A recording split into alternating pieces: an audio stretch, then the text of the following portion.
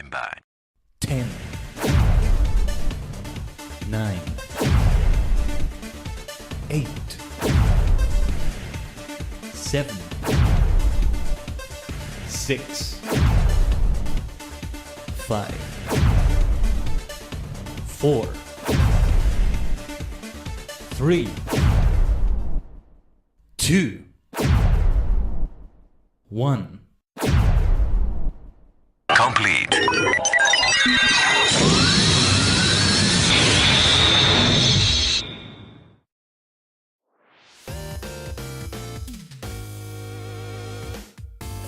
Ohayou gozaimasu.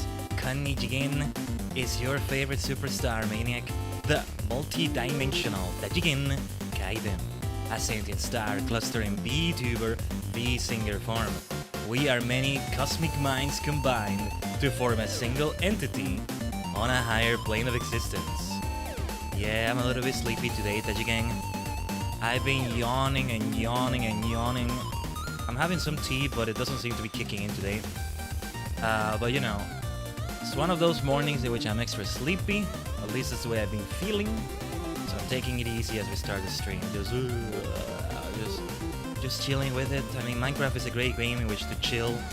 We're going to take it easy today as I showed you the results of my first month.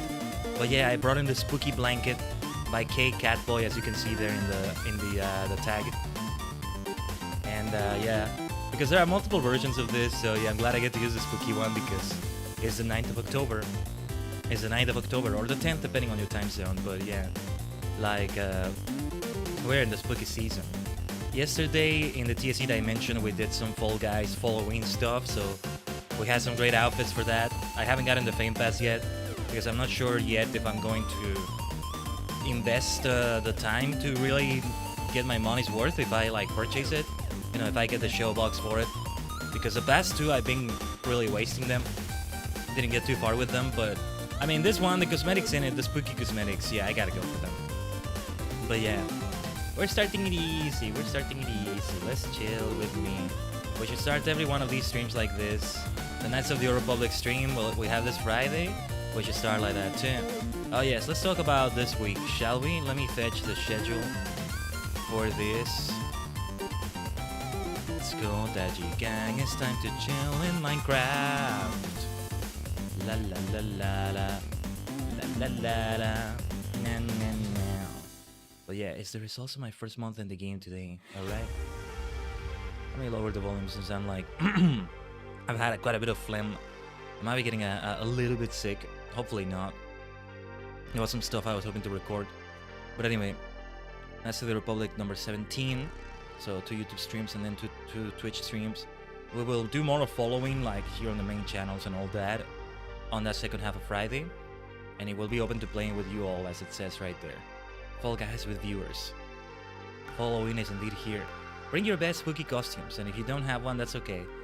The thing about Halloween and this sort of thing is that you can have any costume. You could have a Banania costume in Fall Guys. You can have a Buzz Lightyear costume. You can have an Undertaker. Well, that is spooky. No, a Rey Mysterio costume from WWE. And I say those because those are things that you can get in Fall Guys. Teenage Mutant Ninja Turtle costume, right? But yeah. And then FF14 Multi-Class Questing Mania. What an amazing thing we did last Sunday. We had 10 hours of F14. It went on for a while, but we were able to make it, and like, it was so worth it. Some very, very, very epic stuff that we did on the end of Stormblood. We finished it. So we'll mostly be doing class quests. If not only that, there are some dungeons I need to go back and do, 1 or 2, from, you know, 4.0 Stormblood. There was one, I don't know if there was another, but there's those two. There's those two right there. So that's what we'll be focusing on maybe, but more than anything, Astro Lodge and Black Mage quests, and possibly Dark Knight, depends on the time. Possibly Samurai for the first time, depends on the time. But yeah, we'll see how that goes. I'll have to get really reacquainted with Dark Knight. But yeah, I would love to like take a look at it off stream again, but I'm mostly just gonna continue doing Minecraft off stream, or I may do some more Fall Guys, and I really want to see if I can grind that Fame Pass and just acquire it, and you know, start going for the cosmetics on that bad boy. and we'll see how it goes. But yeah, I hope your week has been going great so far, Tajigen, and if it hasn't, come in here to the stream or the VOD for you VOD gang and make it be better for you, alright? Of course, if you're a VOD gang, chances are it's not Wednesday or Thursday or around the middle of the week for you, but that's alright anyway. I mean, Wednesday, the middle of the week, we call it, but it depends on your job, right? I have things going on in which, like, Saturday, partly because of the streams, but also because of other reasons. Saturdays and Sundays are very busy for me. It's kind of more like the middle of the week, in a way. So yeah, sometimes this Wednesday, like today, it tends to be a day off.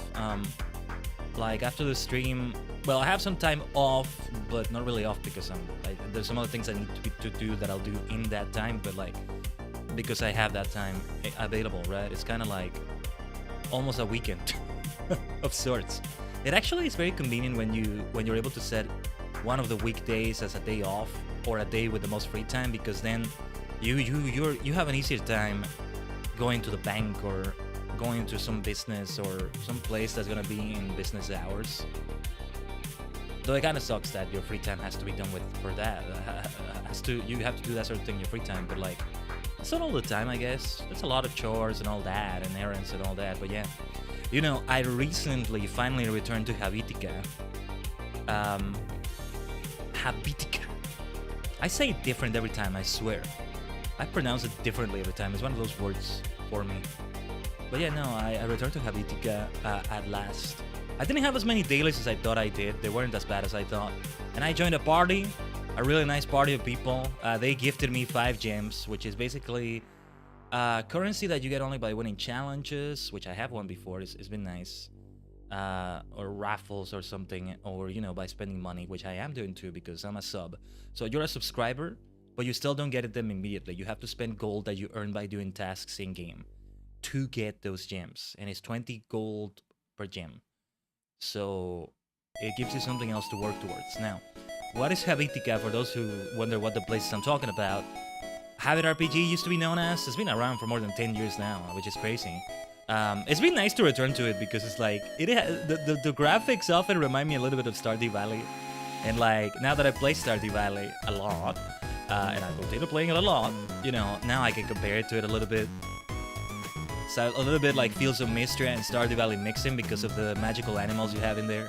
Many games could take a page from this one. Habitica could be doing so much more too. I wish it had much more going for it. But they only have a small team of people. They only are able to do so much. They gotta keep making new cosmetics, you know? New cosmetics all the time. They're always working. They're always working. But yeah, and new events and all sorts of things. But yeah, like, Habitica, as the name might imply, is something to make habits and tasks and chores and stuff like that better. It's completely on an honor system, you might say. It's up to you whether you want to lie to the game or not, because what you do in it is you set tasks. It can be something as simple as, maybe not as simple, that's the thing, right? For you, especially for an ADHD gremlin like me. Something as simple as brushing teeth or cleaning your room, or cleaning house or whatever, right? That tends to be one of the most common things. Doing this, doing that. You know, okay, let's book the appointment with the doctor, you know, because it's still pending. Actually, I need to set a reminder for an appointment I need to book. Not with a doctor, but an appointment. Yeah, this reminded me of it. But anyway, no, I have a reminder, I think. I digress. Hold on, let me recenter myself. We'll let go of the blanket later. I like the way it looks. I want to keep wearing it throughout the season. It's very nice. I should get myself a witchy hat. I've been saying I wanted one for the TSC Dimension. We were with a nice witchy costume yesterday in Fall Guys. I probably might use it. I might use it also on the Friday stream. It came together really nicely. There's so many cosmetics. I was like, oh, I don't remember this one. Okay, let's use it. And it's perfect. We use the right colors for it to really make it look fitting for the season. But yeah, Habitica tasks, you know, all sorts of things like that. So you get a reward for it. And you gamify your life, basically. There's quite a few apps out there, but I think the crown jewel is indeed Habitica. I've looked for other ones, and I don't see one that really goes as far as Habitica does it. I remember having one on the phone. It was nice, but it was like, sooner than later, it runs out. It runs out of things for you to do, or the novelty wears off. And it's very nicely made, but yeah, it was just an app. Habitica is a website and an app. It's a whole game. It's a whole thing. It does have lower activity than before, though. Like, since I left the game, which has been over a year now. A little bit over a year, because I think it was August of last year from what I saw. I could even tell by some to-dos I had, like, with the deadlines I put for them and all that. But yeah. Like, oh my goodness, that's an old to-do. I already did all that. Like, for the Redemption cover, which was released last year. It hasn't been a year yet, but it will be soon, I think, actually. Like, in November. And, oh yeah, and one more thing I need to mention about that, actually. About a year anniversary. But yeah, so I had the to-dos for that, and I checked them off because I actually finished what I needed to do for that. It was kind of funny. But yeah. I'm trying to make it better, though, by, well, that party that I went in where they gifted me 5 gems as an entry gift, you have to be very active on it, and there's a lot of accountability on that one. Parties in general are for that. It's your only way of doing quests for special animal eggs and special, like, potions and stuff like that. Because that's what you collect mostly. You collect pets, cosmetics as well, but pets, like, there's 9 different animals you can get by default and 10 different colors for each of them for a total of 90 different variations. But then, apart from those 9 animals, 9 creatures, I should say, then you start getting for more special ones, that mostly you get from quests that you have to buy with gems, or you could be in a party of people that have so many gems going on that they're the ones that buy it, and you do it with them, and everybody gets the X as a reward, like 3X for completing this quest. You want more, then, because, you know, you're gonna get at least 10 different variants of every special animal. Only 10, actually, because any special potions, like, for example, let me actually list them before we, yeah, don't worry, we are gonna get into Minecraft. This is fun talking about Habitica. Maybe I should make a video about that in some way or another or something, but yeah. We have normal potion, which is just the animal as you would imagine. Actually, let's name the 9 animals, if I can name them off the top of my head. Panda, tiger, wolf, lion, dragon, cactus, flying pig. There's 2 more left. What are the remaining 2? Cow? No. I mean, I could check in my... just take a look at the app and I can check. You know what? I'm gonna do that. So we can wrap up this Habitica conversation. I do realize, however, I'm savvy to this, especially now that I know I have ADHD. It's a little bit of a hyperfix going on here, but I'm gonna try to be more measured about my enthusiasm with it. But I am trying to do more, you know, I'm trying to phrase the quest, because you're the one that makes your quests. You put your to-dos, your habits, your dailies, etc. I'm trying to phrase them in a way that sounds like a fantasy quest. I'm trying to think of how F14 phrases a quest, maybe, or there were a couple of nice Reddit threads I found where, like, somebody was like being given a bunch of to-dos, and they rephrased it for the other person in a like fancy way that sounds like a fantasy quest, and it was really nice. That's what I've been trying to do, and it's been fun. It's been a fun to do. Yeah, the standard pets. The 9 are bear, cactus, dragon, flying pig, fox, lion, panda, tiger, and wolf. All 9 of those have 10 different variants, which are, let me see, normal, so just a normal bear, just a normal panda. But then the other variants, mostly the color is what changes. It's just a palette swap for the most part, but there's a few differences. Cotton candy blue, cotton candy pink, desert, golden, red, shadow, or shade, skeleton, white, and zombie. For example, the zombie one is not just a palette swap, it has like body parts missing. The skeleton one is obviously a skeleton, it's a different sprite, kind of.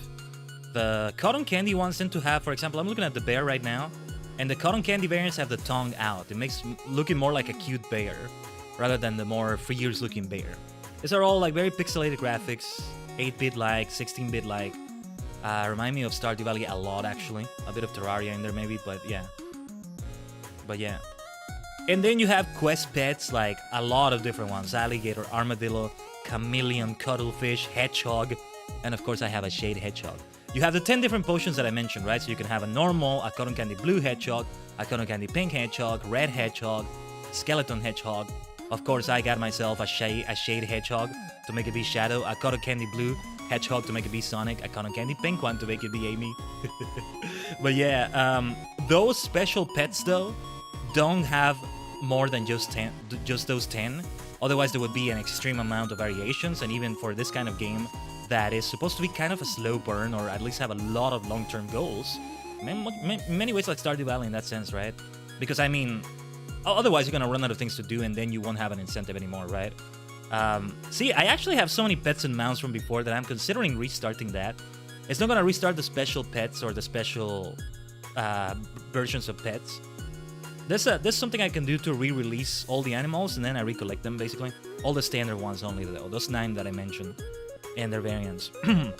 But like, all those special ones, you know, sea serpent, sheep, spider, sea turtle, etc. There's also other magic potions, but they only work with the 9 standard pets. So you have more variations. For example, there's amber, aquatic, aurora, autumn leaf. For example, I can have an amber bear, an aquatic bear, aurora bear, autumn leaf bear, black pearl bear, fairy bear, mossy stone bear, porcelain bear, etc., etc. Some of them take more liberties. It's like a tea shop potion, and I have all 9 versions of the animals for that. But instead of like making a tea sort of variant of the animal, it's just like a tea drink. A drink based on tea, mostly. It could be sometimes boba, it can sometimes be, you know, traditional tea, if you will. But like, it's kind of based on like the aesthetics of the animal.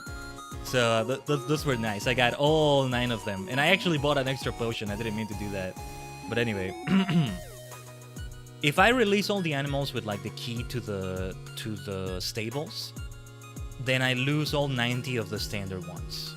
And here's the thing about them: you want to collect each of them twice, because once you get them and you keep feeding them, and eventually when you reach the end of a bar after you feed them, they become a mount, and now you can mount on them. Even the cactus, even the bear, even a skeleton bear, you can mount them. They'll get a saddle or something. It works, trust me. It works within the context of the game. So you turn them into a mount, and then you have to get them again. So let's say you get a red bear. You turn that red bear into a mount, and then you get the red bear again to keep only as a pet and not as a mount. But yeah. Hello, Kiba. Am I playing Bedrock or Java? It's the Java edition. It's definitely the Java edition. I wouldn't be able to do Bedrock here. Doesn't have as much customization. I'm gonna show you myself in Minecraft. Last time I streamed Minecraft, I don't think I showed as much of myself. Created by the great Ichinien, actually. Yeah, once again, Ichinien created me like this. She just so graciously like did it for me, just like that, just for free, and I'm very grateful to her for that. But anyway, that's enough talk of Habitica, I think. It's just fun. I returned to it, and like, it has already been better. Yesterday I did some good tasks. I had great productivity going on. I'm hoping to do some other things today, or at least reward myself for things I really need to do, right? And I'm the type that like, if something comes up, like, I don't know, let's say you get into a car crash or something. I get into a car crash, which is just an example. All the stuff I need to do to take care of that, you know, to take care of my affairs. Well, that sounds more. No. I meant more in the insurance kind of way. No, like talking to the other driver, the police, or insurance, or going to the repair shop, that sort of thing, right? All of that will be put as a task in Habitica and get a reward for it, because damn it, I deserve compensation for that. Like, and I don't mean insurance. Like, I deserve compensation for the extra time and labor I put into that, you know, that sort of thing. Bedrock is the mobile store for Minecraft. Yeah, like, I know it's the monetized version. It's very different. I played a little bit of it, like, you know, the PC Bedrock, just to see what it's like. I was actually surprised by how different more things are. I thought it was just, you know, it's a few other changes, and it's like, you know, with a store to buy the skins. No mods, really. Not that I know of. So, yeah. Let them make their money. They deserve to make money for this game even more. Though you already buy the game. But yeah. This is a YouTube-only stream? Yes, we're only on YouTube right here. For what we're doing today. And it's the first Minecraft stream we do on YouTube. Speaking of which, without any further ado, why don't we launch the game, shall we? Hopefully nothing freezes as I do that. Things get a bit weird. At least when I launch the world for the first time, it's a single player world I've been doing, so let's begin talking about it. Thanks for bearing with me on my tangent about Habitica. Yeah, it's been nice. It's been rewarding. Like really also like approaching it in a way that I didn't before. And before I was doing quite a lot. It was doing a lot for me. And eventually the novelty did wear off, and the dailies were just too much pressure. Like you really want to make sure you don't miss dailies, especially for your party, because they receive damage from the boss you're fighting in the quest. Let me just log into the world. Well, I say log in, but it's single player. It's just, yeah, the expression that comes to mind, right? Pardon me if I clear my throat. Let everything load for a moment. Just let it cook, because it's always like this when it starts. My PC needs upgrades. So this is why the graphics look this way. But I mean, it's Minecraft. If it's going to have graphics like these, it's going to work just fine. I mean, the aesthetics are still going to be there, right? I'll explain about where we are in just a little bit. Let's just be around here. So yeah, I do play older version of Java, but the community is awesome and the modding very awesome. Nice. World spawn around here. So, this is 1 month ago, on the 9th of September. It was a Monday. We were in the middle of the Great Jordan. I always said the day in which I finally play Minecraft is going to be only because there's something special going on. I was thinking more that I'm making a whole stream out of it. I ended up starting it off stream, but it was for the sake of doing things with the other members of Alt Idol for the Great Jordan. You know, the donut in benefit of Yoru, who's already in a better situation, and I'm so glad to hear that, by the way. Any donation you give to them is always welcome, of course. You know, they deserve support a lot. The majority of the stuff that the newer versions had was backported. I didn't know that. No, yeah, and I'm a noob at Minecraft, of course. Played it for the first time ever 1 month ago, right? Seriously, Minecraft also makes me go more for my chill voice, even more so than usual. But yeah, So this is where I spawned. I don't even remember this area. Obviously, I've changed it a little bit. I deforested it a little bit, but it's because of the coordinates. You know, this is pretty much where 00 is. I can't be exactly at where 00 is. It's very hard for me to do.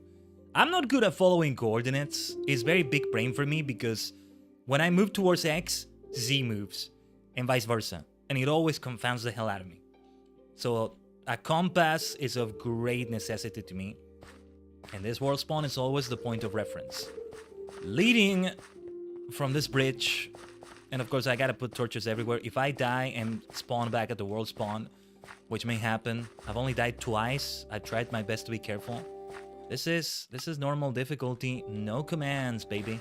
But you know what ends up happening? I'm just like super careful about things.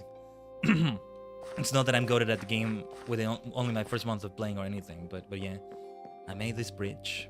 And that is base number 0, as I call it. 0 base. World spawn right across, yeah. Oh my goodness, pardon me if I clear my throat a lot. I am having like a bit of phlegm. I have my water with me too, though. Actually, let me have some water here.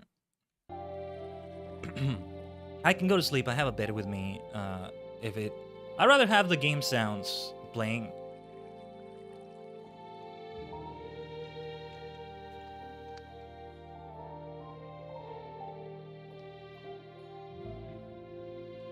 Because it gets very silent since it's a single player world. Whenever I pause. And it's good old survival. I don't have anything else going on with it. I just wanted to start out like that. I have another world that I was supposedly going to also start in, but with commands and stuff, but I haven't really done much with it. It's like I'm already doing so much in this world, I don't know if I want another one. And I don't go too far from my world spawn, because once again, commands are not available and all that. There might be a way to enable them, maybe modifying some file or something, but I haven't bothered checking yet. There hasn't been really a big need for that. But eventually I'm going to get a lot of mods as well. I'll have a world with mods and all that. Hopefully I'm able to stream it, because it may be the sort of thing where it does become too heavy for the stream. Minecraft, don't let the simplicity of the design with pixels, or rather voxels, fool you. It can be quite heavy on hardware, especially if you're a VTuber. There's 3 different things going on when you're playing a game. You have your streaming software, your VTuber software, and the game. This is base number 0. It's one of those bases that I have barely modified from the first build I did. So this is almost pretty much how it looked for the most part when I first built it. I call it, however, base number 0 for a reason. When I created it, so before I start playing Minecraft, Saren from Alt Idol, you know, set me up, started like taught me a bit about Minecraft, sent me a video with some basics for Minecraft, like survival on the first day, first night. So I learned a few things of what you have to do. You have to find sheep, make a bed. I couldn't find any sheep. I started building this base. I got killed on the first night, so I really feel like a proper Minecraft player because of that. A creeper blew up on me. The creeper didn't kill me, however. It left me weak enough for a zombie to kill me. And you know what I did? I got desperate. I just started eating rotten flesh because I was like, this could cause damage, but at the same time, I need to eat something because I know this recovers health. And it's time to sleep down very soon. So I started building the base. I died. I couldn't find a bed for it anyway. And as I'm still trying to figure out the game, this really was like the journey of self-discovery you're meant to do with Minecraft. I think I got the authentic experience. Just getting lost everywhere, not understanding how to find my way around places. And just finding things in the world, going from place to place. It's quite the biome to spawn in, right? Like beach, or rather old spruce growth taiga back there. We do play another version of Minecraft because it's a little more optimized. Okay. Yeah, and of course I have, what I'm going for here is the latest version. I don't know if I have any interest in starting up a world in an earlier version, maybe depending on some mods, but I haven't gone into that rabbit hole yet. Maybe now after a month of playing, now's the time, but not quite yet, not quite yet. It's just having the time for it, right? And then having the time for another save, another world, basically. Depending on what I do with it. And I might even mod this one. I don't know if that's possible, though. Just stuff like a minimap and maybe a quest list, a to-do list. I feel like I could do that. Hey, let's put more torches here, just for good measure. But yeah, I ended up just making a boat as I figured, okay, you can make a boat, I can sail. And I mostly was able to stay away from enemies. Those giant black squids were frightening me. I thought they were enemies as well. Because, you know, look at that big mouth of theirs. I was like trying to avoid them and I was like, there's enemies everywhere. But really, the only one you have to worry about when you're in the water is drowned zombies. And even then, it kind of depends. You may not get that many. But yeah, I was struggling at nighttime trying to get away. And all these little islands around me had enemies. So I started just wandering around. And I ended up wandering in that direction, which led me to my first village that I found. I built my first ever base there. I'll show it to you later. Of course, I have a way now to get to that village. I put landmarks and other things, but to Hongo Village.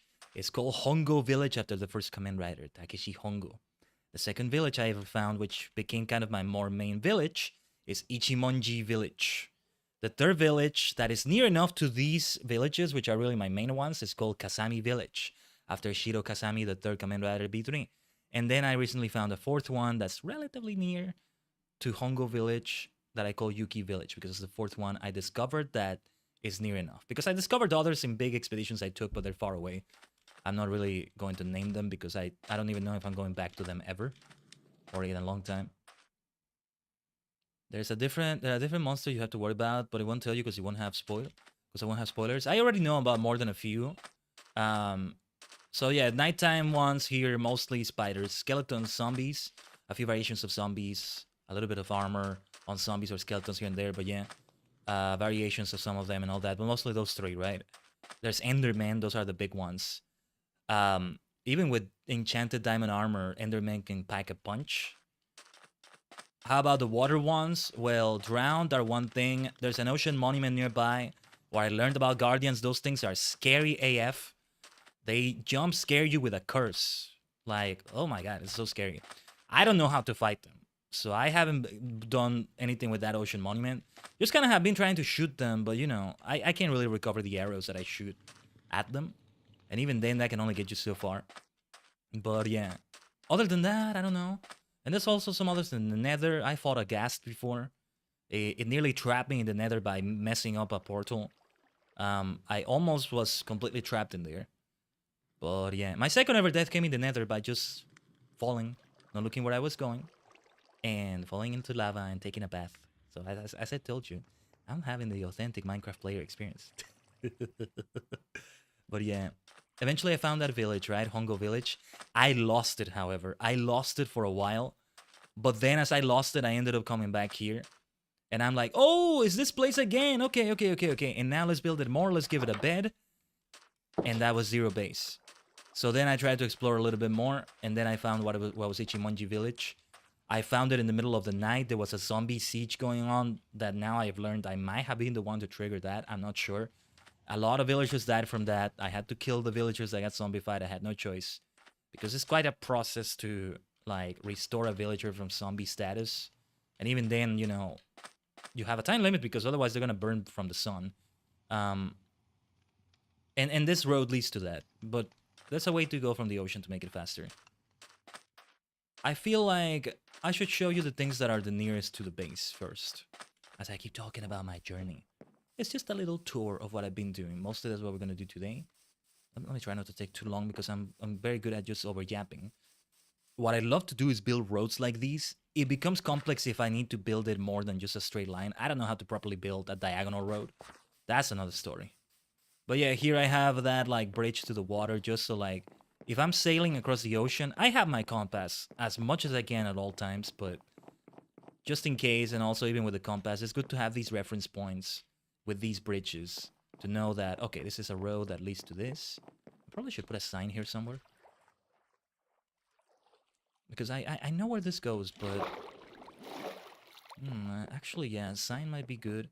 If I put a sign, you know, instead of putting it like this, I put it like against a block. It's kind of hard to notice it, I find. Let's make a bunch of signs. These are the things that I tend to carry in my inventory at all times. But yeah, let's place a sign. Let's do a little bit of maintenance here.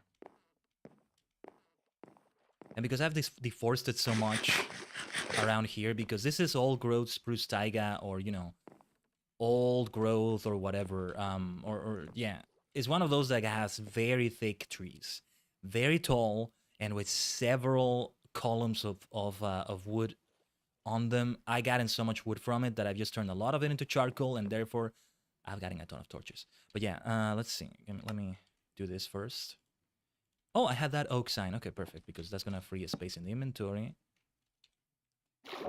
See, Minecraft has also taught me about ASCII arrows.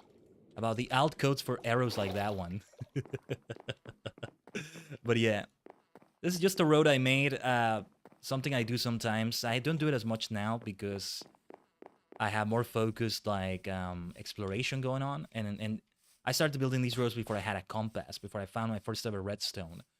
So I needed the roads to really be done. Like I wouldn't go very far without paving a road. And then I realized, okay, because I'm not gonna go beyond the straight path that much.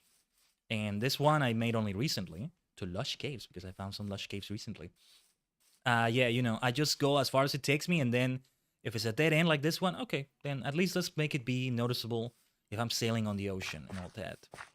Blue ocean, blue ocean, blue ocean, can't say why. Boy, I want you. You got me running since the second you walked in.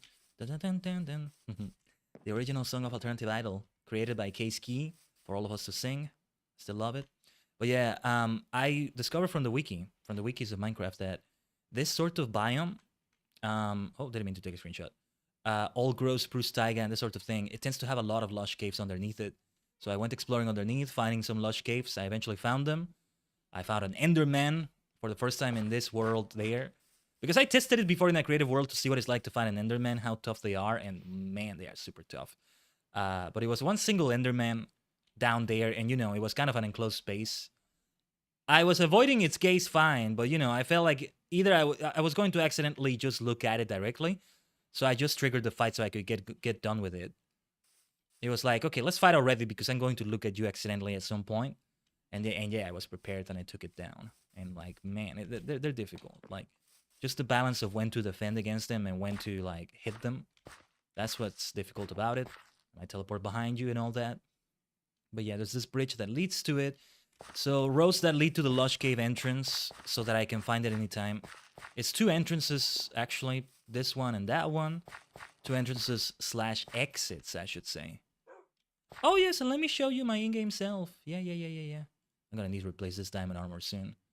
That I got from an armorer. I didn't craft it. I did craft this sword. Not the axe and not the shovel. I'm not the kind of maniac that's going to make a diamond shovel.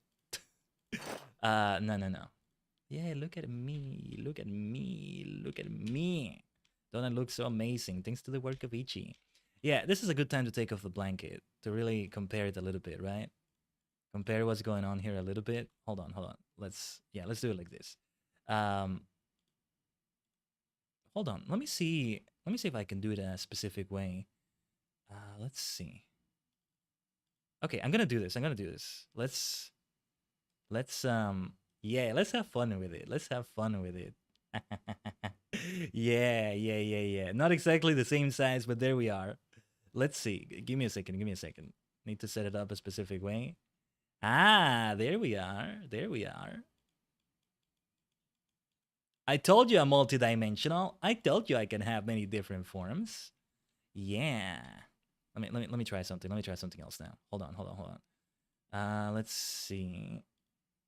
I just want to have fun with it. Right here. Oh no, wait. I think it's no. No, it's not able to work. I would have to also move it in OBS to put it at the same position as the. That's okay though. That's okay. I'm just goofing around. All right. Yeah, this will do. Being on the screen like this. There we go. All right. Let's not forget to put on the armor again. It's nice if you get a skin and all that, but then you're gonna end up covering a lot of it with your armor. That's the funny thing. I mean, you want to be fully armored if you can. Like, fashion craft is important, but still. Being well defended is important too. Unless you're just in creative, just chilling around, then yeah, by all means, just remain in your default look. If we can call it that, yeah. But yeah, those lush caves are a recent find. You know, there's so many other little things that I'm probably not going to show you from the world that I'm forgetting. Some other landmarks I put here and there. There's a rune nether portal back there. I took some obsidian from it, and that's how I built the first nether portal, actually. That is there in Hongo Village, because something I didn't realize that at first was that there was a nether portal, a ruined one, right outside the outskirts of the village, which is where I built my first base. Or rather, my first full base that was able to have a bed and everything. That I'll show you.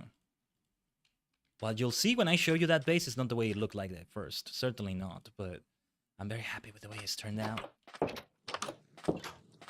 Let's go to sleep though.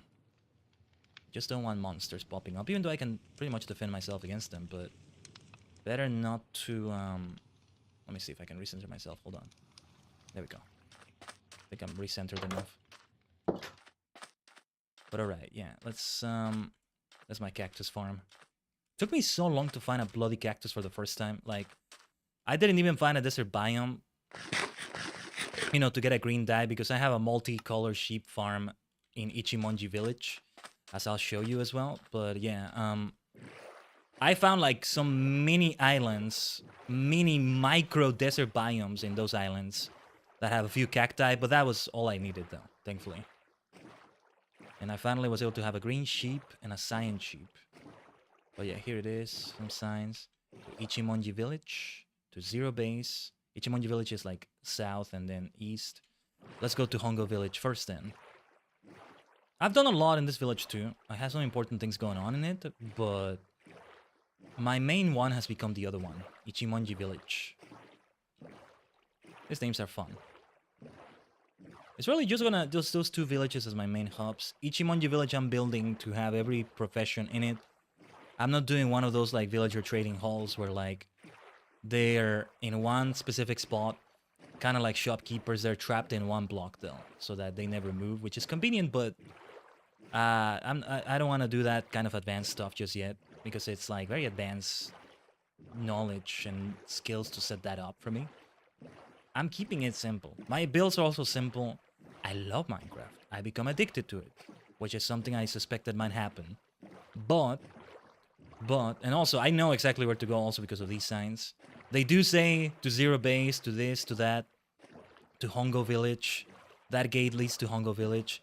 Actually, this is what leads to the Ocean Monument. I think I can show you just quickly. I might fight a garden or two. If I get cursed, I don't have a bucket of milk actually, so I'll just... Yeah, actually, I'll have to get myself some milk or something, but Oh no, wait, no, this doesn't lead to the monument. This leads to my 4th base, which I'll show you, I guess. But yeah, now let's go to Hongo Village.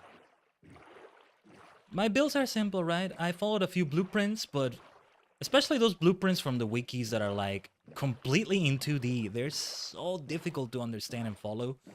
The one that I did for a sandstone tower in Ichimonji Village, that one is from a website that shows you how to do things step by step, but they only have a few builds and they also have like a paid plan, so they don't tell you how many ingredients, let's say, you need. So I kind of had to figure it out, and also there's some other builds they have in there that you can only get by being a paid member, but it's a good website. And following videos, I tried following one video, and it was a pain in the ass. It was horrible, horrible. I know there's all sorts of videos that set it up in different ways, but that one was like, my head felt hot, man, trying to follow along for it. I'm just not built for that sort of thing. I can't do, learn cooking by watching along to a cooking tutorial and then pausing, trying to do the same. Like, oh my god, already something like that is so difficult for me. Imagine this. But yeah, Hongo Village, which is partly in the swamp, but more of a taiga village. From what I understand, swamp villagers are unused in the game. Actually, you would have to do like commands or who knows what. But yeah, some of these things I've set up. I set up this fletching station for this Fletcher. Fletchers have been so helpful for arrows. I have another Fletcher who gets, who gives me an emerald for 32 sticks, which is nice. But you do run out of those sticks faster than you think. Yeah, if I need milk, I'll get it from one of those cows over there. I also have some milk in my other base, since I have a little bit of a farm of animals set up. Speaking of farms, just a little bit of wheat right here. I put a bone meal in here to make it look a bit wilder. Those are pumpkins planted there. And then sugar canes, because I trade with the librarian and cartographer that I have in this village. This is base number 1, the first KT base ever. This is how I put the sign when I first set it up. It was not made of polished deep slate like this. Certainly not obsidian. Certainly not crying obsidian. Certainly not blocks of amethyst. But I'm proud of the way it came together. And here we are. I love the way it looks. What's going on over here? Oh, right, okay. We were building this. All right. Let's put it in there. Yeah, you see, we were smelting iron. I refined it as it went on. I have some screenshots back then somewhere of its humble first look. Now I've also connected it basically with the House of Enchanting. I think I'm just going to like start continuing to build the empire here of like buildings I'm gonna set up. I have to take down this bamboo that I planted here. This what was this? Acacia tree. And put it elsewhere. This right here is an entrance to a mine, a deep mine that also leads to a mine shaft. That's a whole other story, but yeah. This is the House of Enchanting in Hongo Village. I have one in both villages. The other one has 15 bookshelves around it. This one still needs 3 more. 1, 2, and 3. That's how I'm going to set it up. But yeah, some enchantments can be made here. There's an anvil. Lapis lazuli here. Enchanted things. Other things that may be enchanted. Mostly those things I traded with an armorer so I can level them up. That's why I have like so many chainmail leggings or something like that. But yeah. My buddy actually made a village for swamp villagers. That's great. Yeah, like what I could do, I don't know if there are blueprints for like, well, probably player made, but like official ones.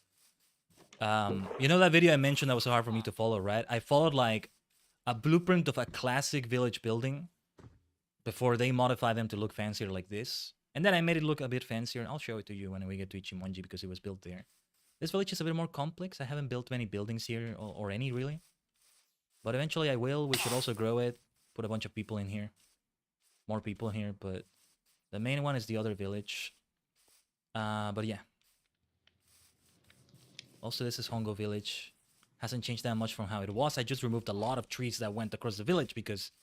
How can you have that? I get it. You have some iron golems, but you're gonna have some creeper remain during the day and blow things up. We can't have that, so I had to remove a lot of trees, but yeah. But yeah, I could be more specific about the things, you know. Oh yeah, this is a chest with a lot of amethyst. I made a mistake. I didn't realize that you wanna, you wanna leave a few blocks of amethyst, like special ones, because they continue growing amethyst shards, and you don't want to harvest them. But I'm still learning the game. Feel free to tell me things about the game, by the way. There's not really a plot that you can spoil for me at this point. I even just already took down an Ender Dragon by doing it in the Altido server with the others. We did that at the end of the Jordan. It was one of the things we did at the climax of it. But yeah. Speaking of fighting enemies though, let's go down through the deep mine. So I discovered a mine shaft kind of recently. That was nice. I didn't originally set it up for that. It goes quite deep. Got in a bit of diamond, redstone, lapis from it. And that's before I discovered the mine shaft. So this is how it's been set up. First I discovered this little area here. That was not as wide open as this, but it was already a bit wide open. Here's the first checkpoint. Really the only checkpoint so far. I forget that I have this diamond sword here. I need to take it out and put it up there. Oh yeah, because... yeah, like... that bolt, that sword, that bed were not meant to stay here. On this chest, I put things that I don't want to carry with me to the mine shaft in case I do die over there. Let's respawn here in case we do die. I'll take the things though, I don't care. We're just gonna like take a brief look at it. I'm not gonna explore the whole mine shaft. I'm tempted to just now go and mine special things though. Now that I'm down here. I'll actually... well, just depending on what I do, I'm gonna get the stone pickaxe there so I don't go for the durability of that enchanted iron pickaxe. Yeah, I'm hoping to also keep leveling up a toolsmith. No, wait, I think my toolsmith is already master in Ichimonji. No, a weaponsmith is what I want. Hopefully I'm able to get them, but future villagers could end up picking up other professions. This way out, use waterfall. Whoa, whoa, wait a minute. How long have you been there? Look at that. How long has it been there? I never noticed that before. Dude, there you go. I did end up getting something. All this time I've gone through here to get to the mine shaft. Never noticed that little gold right there. Hold on. I could risk like water also appearing here, but yeah, I'm just gonna... just a few blocks. It's okay. Look at that. Well, well, well, well, well. Isn't it nice, eh? Isn't it nice when we have that sort of discovery? Okay. But yeah, this way out. And thus we enter the mine shaft. I've gotten a lot of rail tracks from this. There's a gate to really mark the way out, so I can tell with something that stands out. And there's a lot I could show you here. Fought all sorts of enemies, lit it up, leads to many places. There was the place with amethyst here somewhere. I have a sign that says it. I know where to go, but... and then all sorts of roads that lead somewhere. Gets kind of tedious exploring sometimes because I have to make sure I keep putting up signs. Otherwise I am going to get lost. Oh yeah, actually look at that area. I haven't explored that area much. Yeah, because I put a sign up there, but... yeah, because we kind of have to go down there. At the very least, I want to place some torches around here. Not just to prevent more enemies, but like... to see what I'm doing if I come down here. And this is why I have to be careful about placing signs, right? Yeah, I went that way before. Getting a nice amount of diamond, gold. I could use more gold though. I was hoping to build more railroads, but... yeah, fight each other! Fight, fight, fight, fight, fight! Fight, fight, fight, fight, fight! Yeah! Kill each other! I love it when that happens.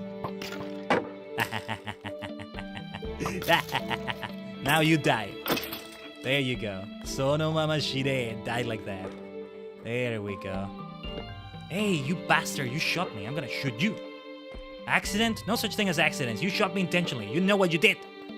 I love it when that happens. There's some iron over there. Oh, wait a minute. Yeah, okay. There's diamonds here. We should try to get them. There may be some lava though. Hold on. I don't hear lava, but... better safe than sorry. BRB going on a walk? No problem, Kiva.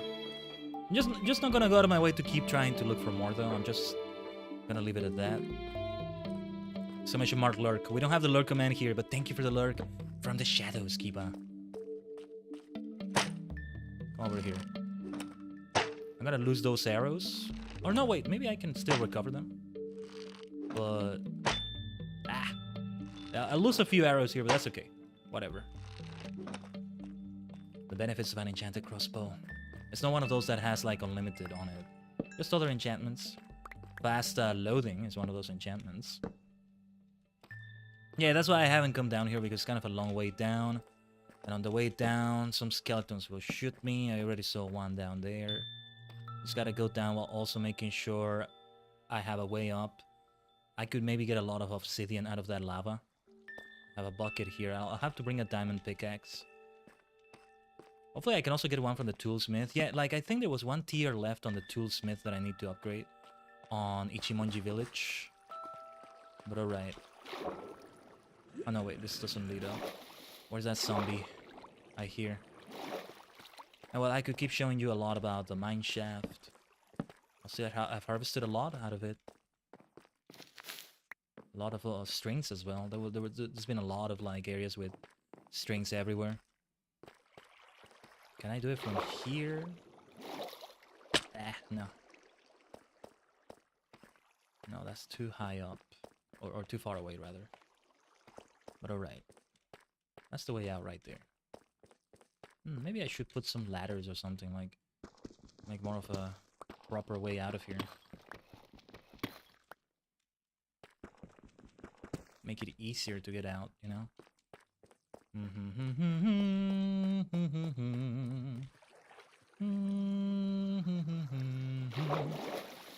And there is more to the deep mine. Mostly I just did what I think is called strip mining, right? You go in a straight line and then other straight lines to the side of what you did out of that straight line, the little corridor you made. But then I discovered the mine shaft. I heard running water in that little checkpoint area. And I realized the water is coming up, and eventually I kept digging around here, opening up this path, and eventually I found the mine shaft, going down it. Going down through it. Oh, and then, yeah, there was this other area. I haven't been here in forever. Lots of lava. Yeah. Because when I come up here, I don't go there anymore. I go to the mine shaft instead. That's also why the signs are so important. I'm hoping I don't find some creeper that blows it up, or I don't know, the torch is gonna catch on fire. Actually, I'm kind of lost. Where am I? I haven't been here in a while, but the signs should point the way back just fine. Yeah. Okay, yeah, I see where I am. We're back to the checkpoint. Let's go to sleep. Might be better. We're not gonna get out of the mine just yet, but better to do it, because I feel like I might be near enough the village that this is like in the outskirts of it, where I have my base. This may still be near enough the village that if it's midnight, I think it may still trigger like a zombie invasion. If you're in a village at a certain time of day, of night rather, then you can make that happen. And I don't want that, of course. But yeah, mostly strip mining here. Found a few valuable things. Found lava over there. This is what the water was. It took down some lava, and this is what those blocks were. So yeah, I gotta remember that. Maybe I should put up a sign. These signs, I phrase them in a way that's for future me to remember. It's a single player world. I may phrase them in a way that's like for the benefit of other players, but no, it's more my future self who has stepped away from this world for a while, or for Minecraft for a while. I'm coming back and I'm forgetting a lot of things. And so, oh, okay, this is what this is. I feel like I could even make it even more clearer. Even clearer than it is right now, but, well, that would probably be too painstaking. A little bit more strip mining. We're at minus 26 now. The mine shaft has proven to be more valuable, so I haven't come back to this area in forever. Some of these areas led to lava, yeah. And so on and so on. I did get a few obsidians around here, I remember. More obsidian. Just had to take down a diamond pickaxe. And yeah, here I'm just taking mushroom stews. It's a great way to recover your health if you're not in the middle of a fight or so. And then we keep using this stack of mushrooms. Yeah, I'm gonna have to put this gold and these diamonds somewhere else. Now, pardon me, everyone. Let me just take a quick bio break here, and we'll be right back. Yes, we're reaching the first hour of the stream. The tour continues. Mostly it's gonna be a tour, and then we'll just see, depending on the time left, and see what we do. I think we're gonna leave Hongo Village now and show you something else when we come back. But as always, stay tuned to the portal.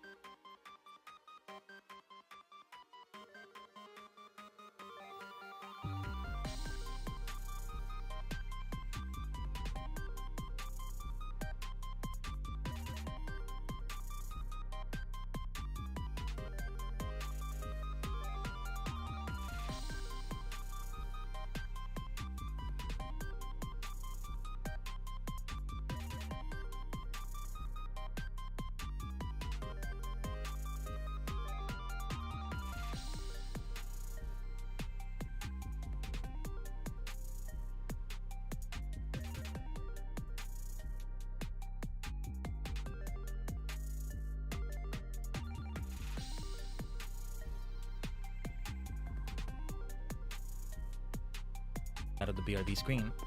Oh, hold on. Oh, hello there. Hello. Okay, some interesting timing right there. I don't know when that disconnection just happened. For those in the bot gang, it just jumped forward. If you saw any buffering or anything, that was not on your end. That was on my end. Just the ISP being silly. Hello. Hello, things are unstable. Tajigen, I'm sorry. I have nothing to apologize for because it's my ISP being stinky. I have nothing to do with this nonsense, but yeah. My goodness, what a mess. But hopefully it's able to continue. Yeah, omatase shimashita, thank you for waiting in case you weren't able to hear that. Hopefully it's okay for everyone. VOD gang, you're just seeing things skip forward. YouTube is really good with this though. This also happened in the 10-hour F14 stream we had last Sunday. And like the VOD got split because of that. Like I thought that wouldn't happen anymore, but it still can happen. I don't know what the specifics of that are, but yeah. Anyway, here's another portal, by the way. I set up the base right next to it, not realizing it was there, when it was still a ruined portal. And so here it is. Yes, I should show you things in the nether, shouldn't I? However, I am going to be more careful about this one. Oh, actually, first, let me place diamonds and gold where they belong. So if I want to collect a lot of gold, which I do, to start building a proper railroad, I still need to understand how the mechanics of redstone things work and all that, but yeah, if I want to build a railroad, I need some power rails, and you need gold for that. Gold ingots, that is. String was in here, right? Okay, yeah. Yeah, look at all those bows and crossbows. I was also leveling up a Fletcher with that. But yeah, what else? Bones. I'll just put the bones here, I guess. I don't know.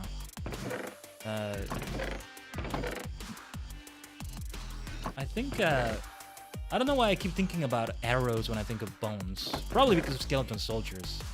But yeah. Is the music still too loud? I feel like it's still louder than I would like it to be, although some songs are louder than others. That's the thing about it. Okay.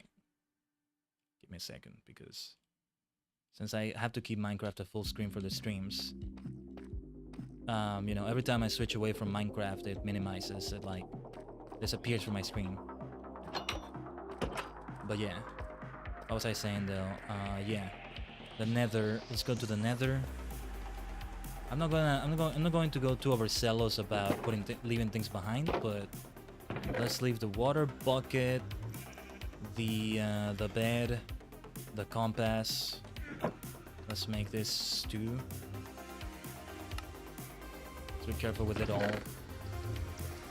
I'm getting into fights with many hoglins. Not hoglins, sorry. Well, that too, but many zombie piglins. Yeah, that's the one. What am I gonna do with this cobble deep slate? I don't want to put it in that chest over there. I did build a little fortress, a little like some walls around the portal right here to be careful, especially after that situation happened with the ghast. I don't think a ghast can blow this up anymore. That's the upside here, but you know, it's not foolproof. Oh, actually, yeah, I forgot to bring something golden. I'm gonna get attacked, and I did want to show the outside a little bit.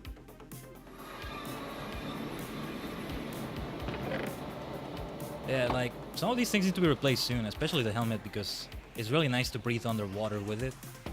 It's really helpful for that. So I'll make it be the boots. That's what we have right there in the chest. To prevent being attacked by piglins. Like the ones right here. Most of them are zombies. They just become zombified. It also prevents most of them from going through the portal. There's a villager here somewhere that just remained trapped in the nether, and I couldn't find a way to get them back. So yeah, they just continue to be trapped here. But yeah, I built this. This is where I got my second death, by the way. I was finishing this up. I was admiring my handiwork, and I was like walking back looking at it. Then I realized I fell off the edge right there. Right here. And that's where I took my lava bath for my second ever death. And so far, the latest death I've had. Somebody, you know, I've seen an interesting idea to like build like a graveyard of your deaths somewhere. I might do it close to the spawn.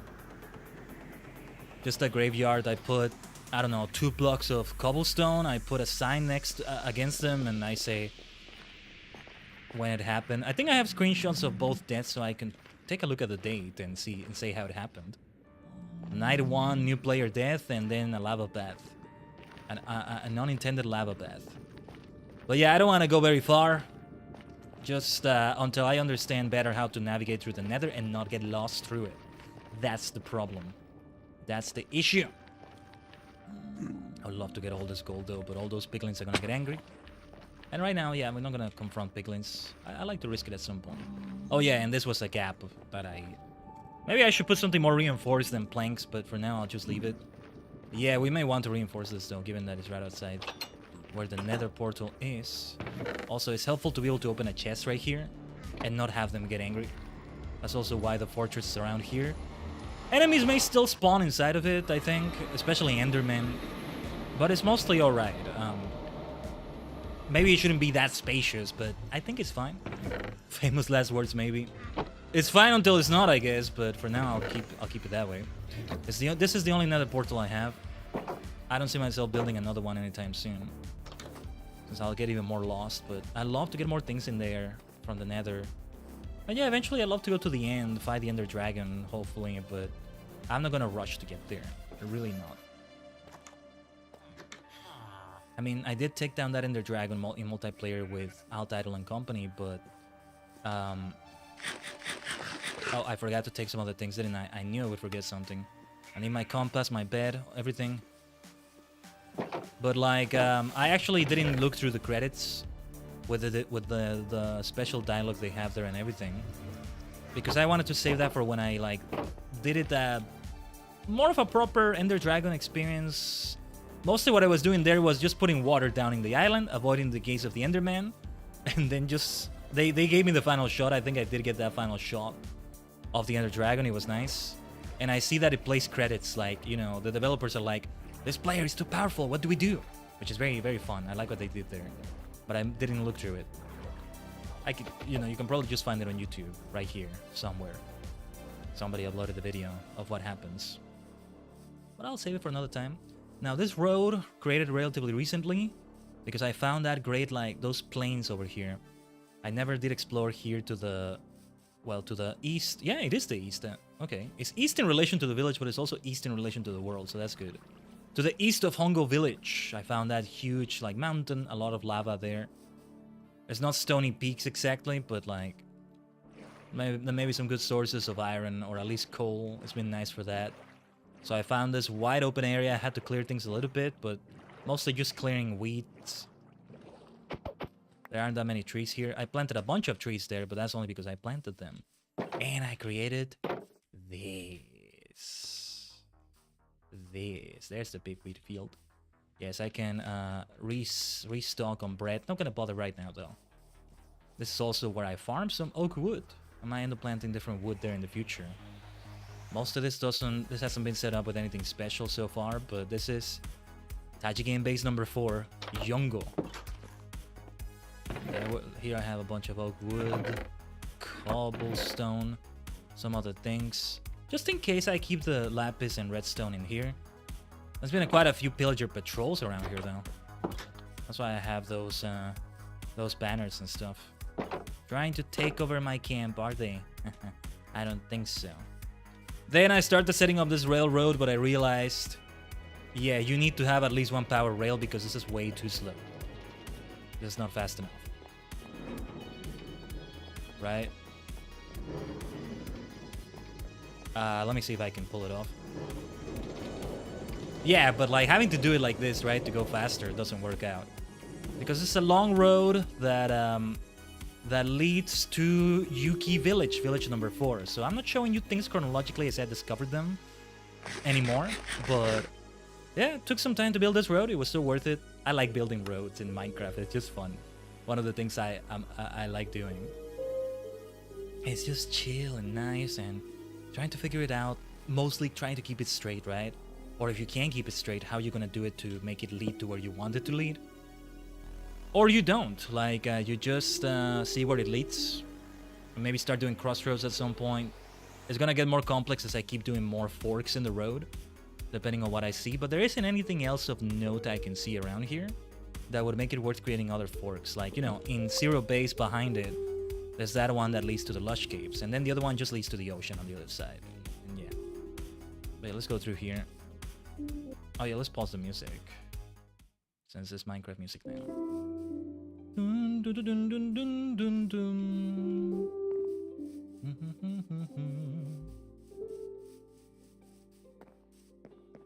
Good old Minecraft music. Ah, yeah, there was some lava over there. There's probably, if I take down those blocks, there will be more lava. Better to not have it, you know, next to this road. If I want to keep the railroad going all the way here, I'll have to replace this path with, like, wood. There's nothing in this chest anymore, right? You know what? I'm gonna put these two things here. Just put them there. Yeah, this big bridge, it can have the railroad too. Another railroad. So I'll just continue the bridge through here. I'm just gonna have to get more oak, otherwise it's gonna look inconsistent. Because those are oak planks right there. But yeah, this is Yuki Village. Base Yongo to Hongo Village, going down through this. Oh yes, I could take those planks now actually, yeah. That's how I first like marked the way here to somewhere else. Yeah, until I eventually built the other road. This is way longer than I remember. I mean, there may be some use to this, but I'll just keep the oak planks there. Let's make use of this beautiful diamond axe. It's nice to have a diamond axe and just take down these things so fast. I got this from a toolsmith, don't worry. I'm not wasting anything. Wasting the emeralds maybe, but I can get more and then trade with a toolsmith. It's not cheap either, but yeah. More than anything right now, I need to save emeralds for diamond armor. I already have a set of diamond armor waiting in Ichimonji village for when this one runs out. I wonder if I should maybe try to use an anvil and just do the repairs like that. At least for the helmet, because it's close enough that we can justify that, right?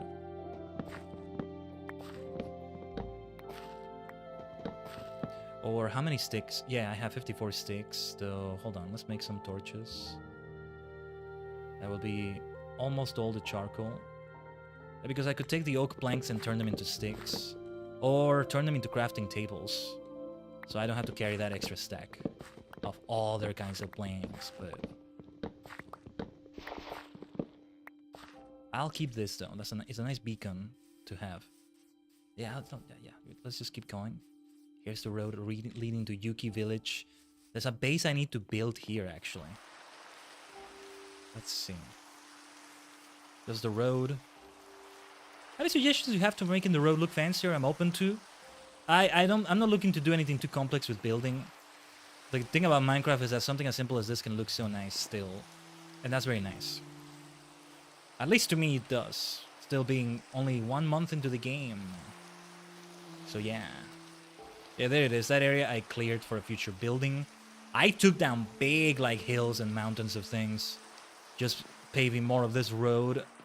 This is the way the road leads to the village. You don't have to follow it anymore because you can see the village there, but it's mostly from the village. If you want to know how to get out of it, back to, well, without the compass anyway, back to Hongo village or base number 4, Yongo, which is a way to say number 4 in Japanese, then yeah. There's the road, there's the gate, you follow it. But I also have my base and I also have that beacon with the campfire. I'll have to build another base here. I'm wondering how I'm gonna do it. How exactly I'm gonna go about it. Let me clear these weeds for the future. Easier way to do it is, you know, to just use the bucket of water like that. But it's not foolproof. There was a hole there you could fall through. Not much to show in this village, but it's the first Plains village that I have. Well, not the first one I found, but the first one I found near enough that I'm able to have a whole road to it. And it doesn't go extremely far. One thing I'm gonna do when I start using mods, whether it's with this one or with another world. If it's with this one, I'm still eventually gonna do yet another vanilla world that remains only vanilla. Or at least it's the plan so far. But one thing I'm gonna have is fast travel. You know, what I like about Minecraft is that you can create your world and then... Whoa! What the hell happened? It wasn't letting me move properly. Okay, well, I just wanted to show you that little thing I was doing. I haven't gone down here at all. What the heck is going on? It wasn't letting me move properly. Hold on. Something was weird. It wasn't letting me... Oh, the water was pulling me in. Okay. I was like I can't move back. What the hell? You keep crouching so you don't fall off the edge, but I had to let go of the crouch because it wasn't letting me do anything. Anyway, that could have been worse. That could have been worse. Oh my god. It would be typical to show like a fall damage death. I might have ended up landing on water anyway, but yeah. I placed that waterfall there so I can go down, but I still haven't dared. That's for another time. That's for another time. One of these days I'll dare. I should build the other base first though. Put a bed on it and just have that as a respawn point when we get there. Alright. But yeah, what I like about Minecraft is that, you know, you give yourself things to do. I'm the sort of person that prefers a game that has... This is why I thought Minecraft might be too boring because it's... Or too tedious because it's too much of a blank canvas, almost. In that, Back to walking? Alright, Kiba. In that, I prefer it... This is why I love MMORPG so much. I prefer to have quests, to have objectives, to have a list of things to collect. If you have collectibles, stuff, you know, around the world to do.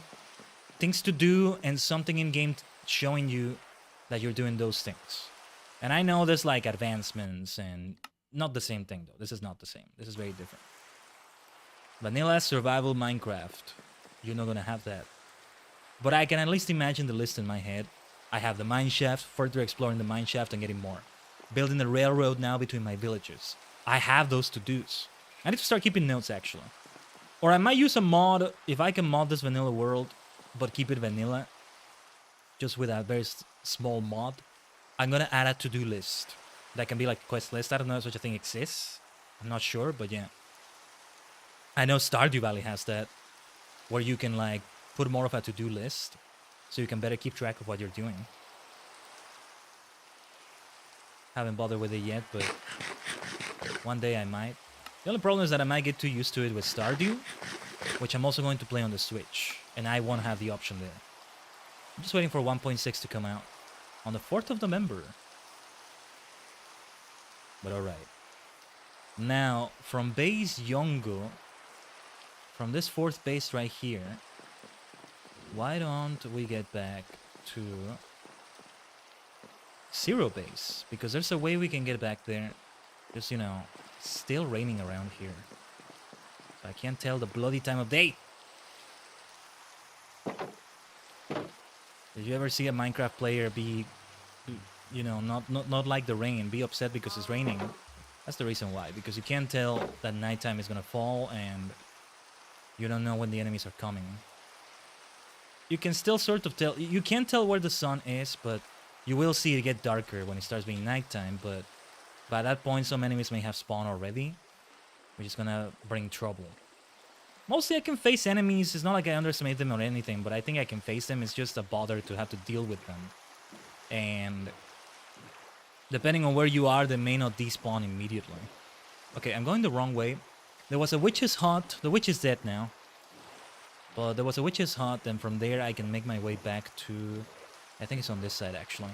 There's a bit here I haven't explored yet. Some coal over there to grab and all that. Yeah, there we go. I see a beacon there. That leads back to 0 base from here. From base Yongo. From base number 4 to base number 0. And from there... I might show you an ocean monument. Yeah, that's the witch's hut. No reason to change it, right? That's the black cat. Now left without a witch, the poor thing. I haven't been able to tame a cat yet. I have a lot of them in Ichimonji village because I have a lot of villagers, but I tried to do it and I didn't quite do it right. I need to like check again how you do it. I almost tamed a couple, but didn't quite work out, which is fine. As long as they remain within the village, I don't want to lose their presence. That's all. Because they can end up wandering off and become stray cats, and yeah, I've had that happen before, I think.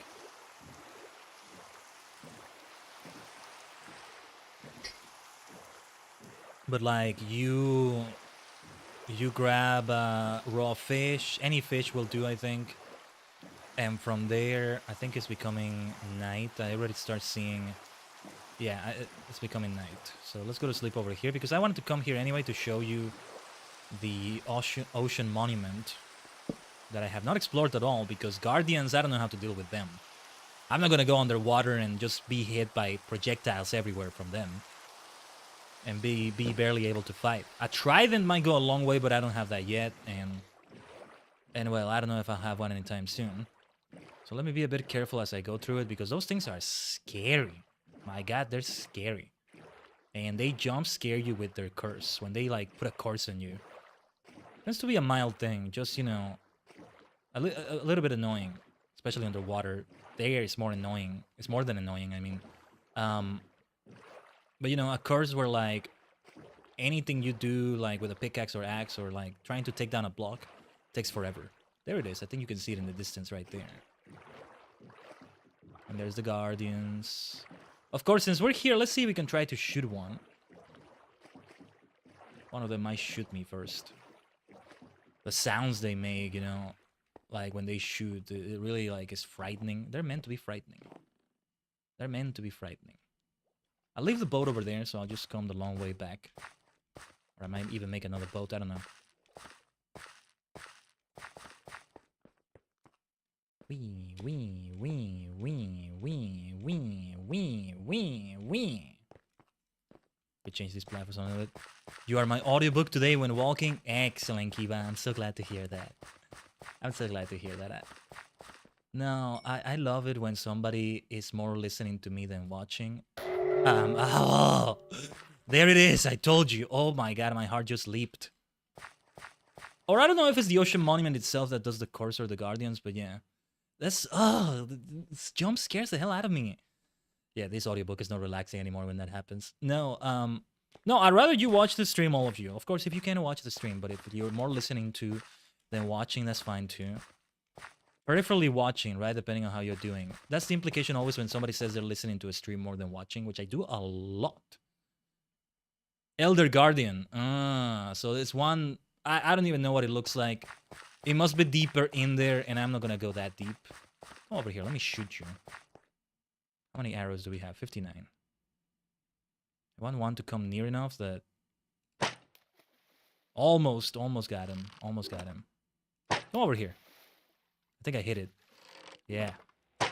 Yeah, you can hit me with that. I don't care. 3 of them! Oh. That does sound quite difficult. Alright, I'm not gonna bother anymore. Maybe one coming nearer. I'll have to drink some milk now. I should make another bucket. I have some iron with me. Better to make it already, actually. And I'll keep the bucket empty. I don't want to remove the water in the water bucket. They hide in the temple and they are big. Ugh. Yeah. Ocean terrors, like... That starts to get into Lovecraft territory, I think, with those things. Already, the regular guardians look frightening. They look kind of cool too, but also frightening. And, yes, the big guardian, I don't even know what that looks like, actually. We consulted in the wiki at some point, but yeah. I see lights coming from within the monument, so yeah. But yeah, is that a curse where it just makes you go slower? Oh! It doesn't last as long as I thought. Mining fatigue, that's the name. Yeah. I never actually have seen the timer of that. 3 minutes is not that much, actually. As we keep touring around, it's just gonna run out naturally. Well, I already have another bucket, though. I'll see what I do with it. Might just pick up more water or something. Anyway, yeah. That's the ocean monument. That's not that far away, all things considered, from Zero Base, from the world spawn. I just had to trace a path to it so I can find it. Otherwise, I'm not gonna remember what it is, obviously. So there's a nice coral field that's quite a ways from here, but I could trace a path towards it. I have an enchanted iron pickaxe with silk touch, and I've been meaning to get a bunch of purple coral. It's majority of dangers if you're going in the temple. Like that might be more of an end game thing, more of an advanced player thing to face something like that because. It's just more difficult to be fighting enemies underwater, that's the thing. So yeah, that's just how it all looks. Why does it have to be such a jump scare when they put that curse on you, though?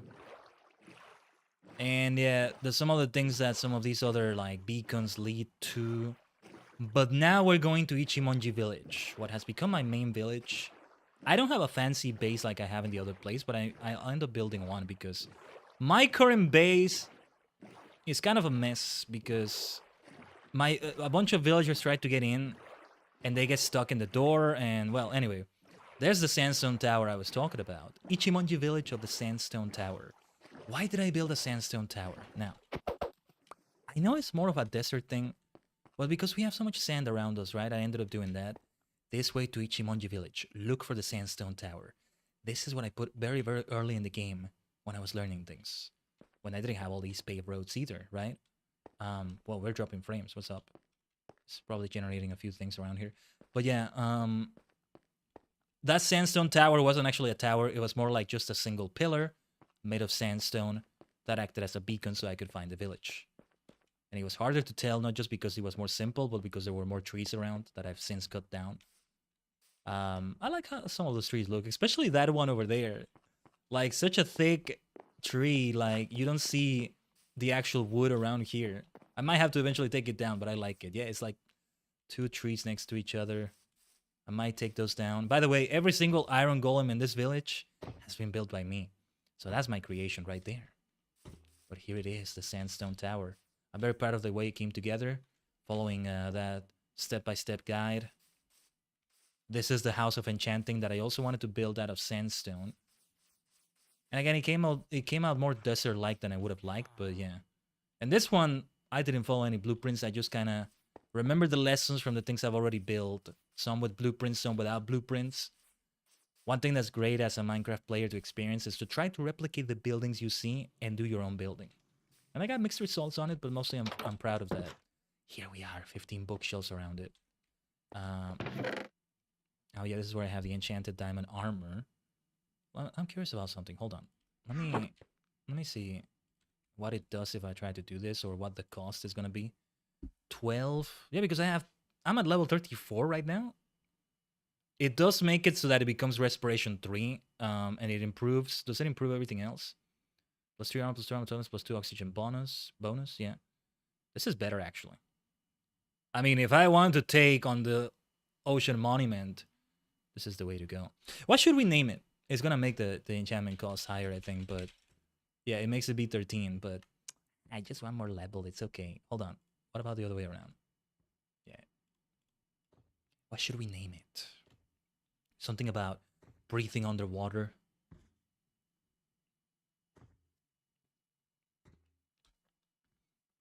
Umi, because of the ocean. Something with blue ocean. Blue ocean, blue ocean, blue ocean. You know, I named this crossbow the Shooting Star. I have a pickaxe called the Steel Stalwart. I have an iron sword with like flame aspect called the Steel Inferno. I had an iron axe enchanted that was the Metal Mauler. I'm trying to think of a clever name for this one. Diamond. Nah, I can't think of anything. We'll just leave it at this. Otherwise, it's gonna get. Before I know it, it's nighttime already. And it became nighttime because I was just trying to think of a clever name or something. But yeah, so KT base number 2, extended entrance. This was actually a separate building that was, I think, kind of connected to this one. When I built my base, which is this one, I ended up building it right in front of like a building with like a secret room underneath it. No trapdoor that seemingly led to it, but there was that room. And so I ended up just attaching it to that and making it an extended entrance. And that's what I have right here. And it leads to my first ever base. No, my second ever base with a bed on it. I have the alt code saved here, though I mostly have memorized them by now. Here's my roommate, my Sheffer roommate that never leaves the house because the poor fellow just continues to get stuck through the doors. And I think it's the carpet that does that. As a matter of fact, I should remove carpet from some of their houses because I think it's making it so that some of them can get to a new bed and it's not growing the village properly. But yeah. Yeah. Here we are. I think I'll eventually just leave them to it. I'll remove the carpet so they can be here more at peace. Because I don't think it's the way I have the doors, you know, like a little corridor here. There's other buildings where it's like that and they don't get stuck, I think. So yeah. I did intentionally build this right next to the town bell. And then this is a recent addition. Oh, hello. The Fletcher and the Librarian here. What are you doing here? This is the little forge area. I have this grindstone here. This is where I'm hoping to get the weaponsmith. But I'll need to get that new villager around here somewhere. I might see if I can... I don't know. But yeah, some villagers are trying to sleep on one of these beds right here, and that's how they get stuck.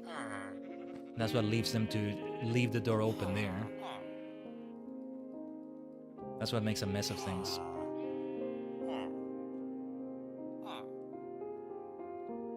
Sorry, just having the rest of my tea right here. But yeah, also because I may want to make the base of a more reinforced material. I was actually thinking of building the base into the water, having it extend there, and the entrance is there. And it has iron doors to further prevent villagers from going in and doing their thing. And that's also why I wanted some purple coral. I can place it around the base for decoration in some way, because it will be right on the water or next to the water, so it will not, you know, lose its color. Here's another, like, sugarcane farm, mostly for paper. But this is where I also have another big wheat farm. And here, this way, I don't have a farmer steal my wheat, because that little field was stolen by a villager that became a farmer, and a composter as well. But that's okay, though. That's okay.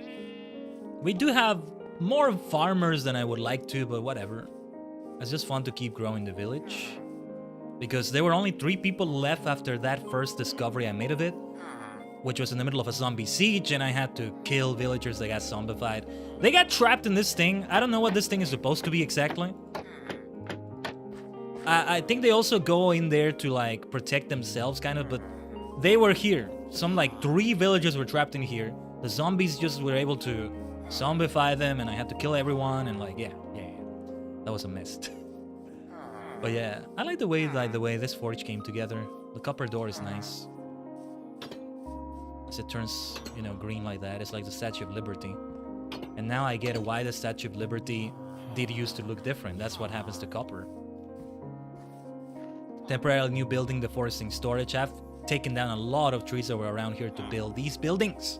This one was already in the village, but that building, this building, obviously, this building, this is the one I followed the video tutorial on. I built them all myself. But yeah, this carpet is nice, but I don't know, I think the villagers don't respond well to this. I'm thinking of taking it down. But yeah, I'm learning about house building. This is the one of the Fletcher's house. Or no, the Fletcher's house, the only Fletcher so far. Yeah, let's see if we get the bullseye. Not quite. Hold on. There we go. Yeah, good enough. Good enough to be bullseye. Gotta be careful when I shoot that. I get the feeling that Fletcher might get in the way. Unintentionally. But yeah, this carpet, it's just confusing those poor villagers. I don't know, can you all confirm to me that carpet does that to villagers? It just makes them not be able to quite walk there properly? Or to any NPC, really? I don't know. But anyway. That brick house, I'm very happy with the way the brick house came together. Mostly I was just doing like a wider version of a regular house. This is me trying to replicate one of the other houses. And it came out really well, all things considered. But this one, then I did the same thing, making it wider and replacing cobblestone with bricks, just to make it look different. Keeping the red of it with the red stained glass. And making it be the librarian's house. That librarian has been great. The sugarcane being turned into paper and trading it with the librarian. That's been great. And then I also tried to... I'm also starting off... Oh yeah, and I did this house. I don't like the way it came together though. I don't know what it is with that bloody roof, but it doesn't look right to me. Looks like a buzz cut. That's like having a buzz cut with hair. Something looks weird about it. I don't know. Carpet does that if it's near the beds and by the door. Well, it is near one of the beds. So that explains what's been going on in my house. In this case, it's okay though. But eventually I'll build another base and... Okay, so... Hopefully it's far away from the doors, from the beds enough that... No, I think that's still too near. I didn't want to remove it entirely, but I don't know. That may still be near that bed. I feel like I have to remove it entirely. So I'll tell you what. I'm gonna make a chest, put it in the house right here, and I'll put it there. You never want to put it on your bed because you won't respawn correctly. I know that if you put it underneath the bed is gonna be floating on top of it, but next to the bed, I'm not sure. And I'm more concerned about the villagers not being able to walk around it properly than anything else. Because this is their house. Well, actually, let's keep it to a simple chest. Yeah, we'll just do that. Oh, wait, that's the wrong thing. Didn't mean to put this here. Or slabs? Yeah.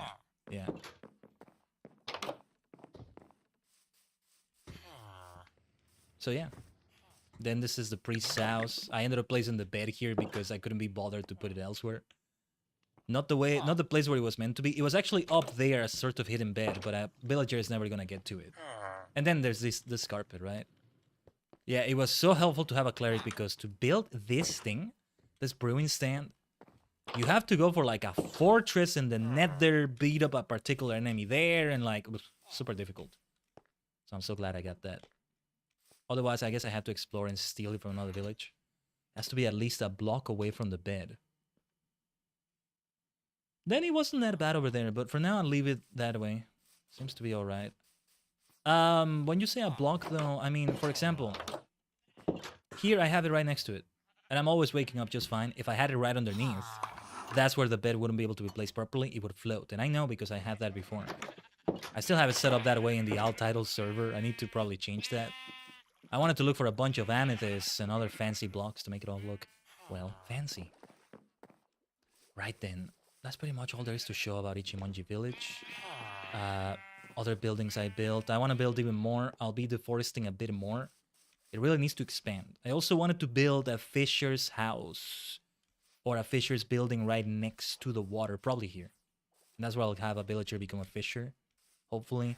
There's room for like buildings around here, around here, around here. I don't want to put them too close to the outskirts that have a lot of trees though. It's a bit dangerous. There's this mine I created. There's not much going on here though. Not yet. I have yet to discover anything like a mine shaft or anything. In my efforts to be doing strip mining and all that. I think we may almost be done with the tour. However, there's a few things to show. Let's go to the massive mine tower, or the first one I discovered rather. There's a proper name for those things, but I just call it a massive mine tower. That's because it has like a lot of like stone on it. More massive than that one we saw back there in close to Yuki Village, close to base number 4. Base Yongo. Name, you know, Yuki Village named after Yoji Yuki, Rider Man, also known as Kamen Rider number 4, which is said Kamen Rider Yongo in Japanese. Anyway, no, this doesn't lead... Where does this lead to? There's also another place where I could be mining around here. The problem, it's nice to build these roads and all that, but you can still kind of get lost through them as you keep going further and further. Hello, Lucy Ashwell, welcome to the channel. Dun, dun, dun, dun, dun, dun. We're just going through a tour. Oh yeah, I have this temporary base here. I don't call it like a full base. I don't name it like the other bases because it's more like a temporary thing. But it does have a bed and a chest. What do I have in here? I could take this spruce here, but... No. This is a backup in case I die and I respawn here. Speaking of which, let's set the respawn point. Yeah. This is a bridge I built very precariously because it overlooks this. And it's before I knew that when you crouch, it makes it so that you don't fall off the edge, so you can just easily place blocks like this. Bang. Like, bang. Bang. You can look over the edge in a safe way. But I didn't know that back then. Huh, we should expand the... Hold on. We should actually... It would be good to expand the water there and give it a waterfall. Just... I don't want it to fall at an inconvenient spot. Would it be inconvenient to have it here? I think not. Let's just do it. Oh yeah, I still have the other water bucket. You know what? I'm gonna leave oh, no water bucket, just bucket. That will do, I think. Oh yeah, that will do quite nicely. Well, okay, it's not quite falling the way I want it to. That will be better though. Yeah, a bit more. Okay. More water than I would have wanted, but it gets the job done, doesn't it? Just it's quite a bit. That spread very freaking far. Physics just confound me in Minecraft and outside of Minecraft too, for that matter. But still, you know, yeah, just leave it like that. It looks really nice though. It looks really cool. I don't usually see waterfalls that wide, or rather, much less set them up to be that wide, whether intentional or not. I've dug around here a little bit, but haven't gotten very far with, you know, digging deep to find something great. Eventually, I will. What did I have over here? I'll have to place signs and everything. A good starting way out for modding is Coarse Forge, but once you get your bearings, there's a lot you can do. Yeah, Coarse Forge is like the main place I'm gonna check out for mods, I think. I'll probably go over there, as you say. There's already a few I have in mind. More biomes is one of them. Hold on, let's sleep first. I'll just do it on this bed, whatever. Ah, I'm gonna have to use my shovel there. I forget that when you place it on top of paved road, it does that. That's okay though. I mean, simple to do. And yes, this leads to the massive mine tower. I ended up making a whole bridge to it. Yeah, I remember I did that in a TSG stream.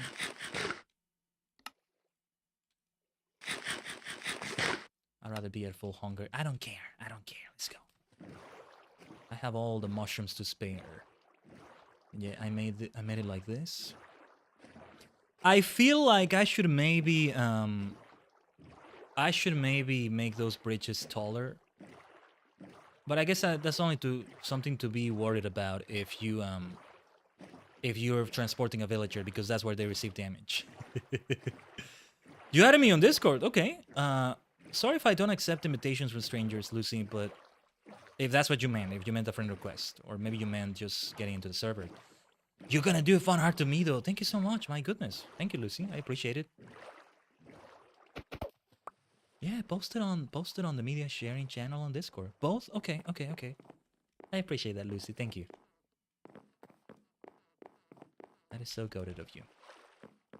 But yeah, it mostly just leads to this massive mine tower. However, there is a little road I was building here, and eventually it just stops because I didn't continue with it, but there are some chests around here. Yeah, I meant to still be on my boat here, so I don't have to slow down this much. But yeah. See, there was a pillager camp that I still need to show you, where I got a couple of fairies. They have a more proper name, but yeah, fairies. I didn't know how the fairies worked, so I just had a fairy hold on to a stone sword for me. I didn't realize that you want to give them resources so they can keep collecting them for you, and they keep following you around. However, one thing that happened with that poor fairy was that he got stuck underground as I was exploring near here, and he was starting to drown, and he was receiving a lot of damage, and I had to really go out of my way to free the poor thing, because he was just, eventually he was going to die, but he was able to tank a lot of that damage. But it was like, you just heard it going, ooh, ooh, ooh, well, however it was, and like, he was underground here somewhere, and like, oh my god, I just went crazy. Yeah, there we go, like, here somewhere. There's a lot of water around here. Wow. Yeah, the fact that I'm not using the ASCII arrows for these signs is, it's been a while since I've been down here. But yeah, oh, you messaged me on it, so you can privately give me updates on it. All right, we can talk over there later. No pressure though, no pressure. Let's see. But yeah, like, eventually I decided to just say farewell to the fairy. I was like, okay, give me the stone sword, and when you don't give it anything, it just flutters away. And I said a farewell to it, like, farewell, my friend. We had an emotional farewell here, because it, like, was starting to fly off, but I could swear, I don't know if this is the way it's programmed or if it's just a coincidence, but it kept looking back at me as it was flying off, and it kept looking back at me. And I have a screenshot, and it's like, it kind of looks like it has a sad face on that screenshot. I'll see if I can show it someday. And it's like, it kept looking back at me, and it's like, are you sure? All right, Farewell, my friend. Like hesitating, like I don't want you to let go of me, but see, I realize that it's dangerous if you come with me because my friend, you shouldn't follow me because you nearly died back there. You got stuck there. You were receiving drowning damage. Don't follow me. Don't follow me. Don't follow me anymore. I love you. Oh my god, this is making me sad. Reminds me of a particular scene with a particular character in Game of Thrones. I'm not gonna say which character it was and who or what they were saying farewell to. It's early in the show. But yeah. Hopefully I encounter that fairy again one day. I guess I get the feeling that won't be the case. Yeah, I finished the road here and didn't continue it. I should continue and see where it leads. I think I did go and just check with the boat and like eventually use the compass to get back to world spawn or something. You already done one of another YouTuber, only took a week. That's great to hear. But alright. Let's get back then. It's a long way back, that is the thing. I don't have an elytra or anything like that. That's a more of an endgame thing. I'm not gonna have one anytime soon. So I just keep running everywhere like this. Though if I can get into the water, that's better. The only problem here is those lily pads. They're annoying. Whatever they're useful for, I don't really bother with them. So I just throw away any lily pads I pick up. I have a couple stacks of them somewhere. It's okay. It's too much of a bother. Let's use this boat then.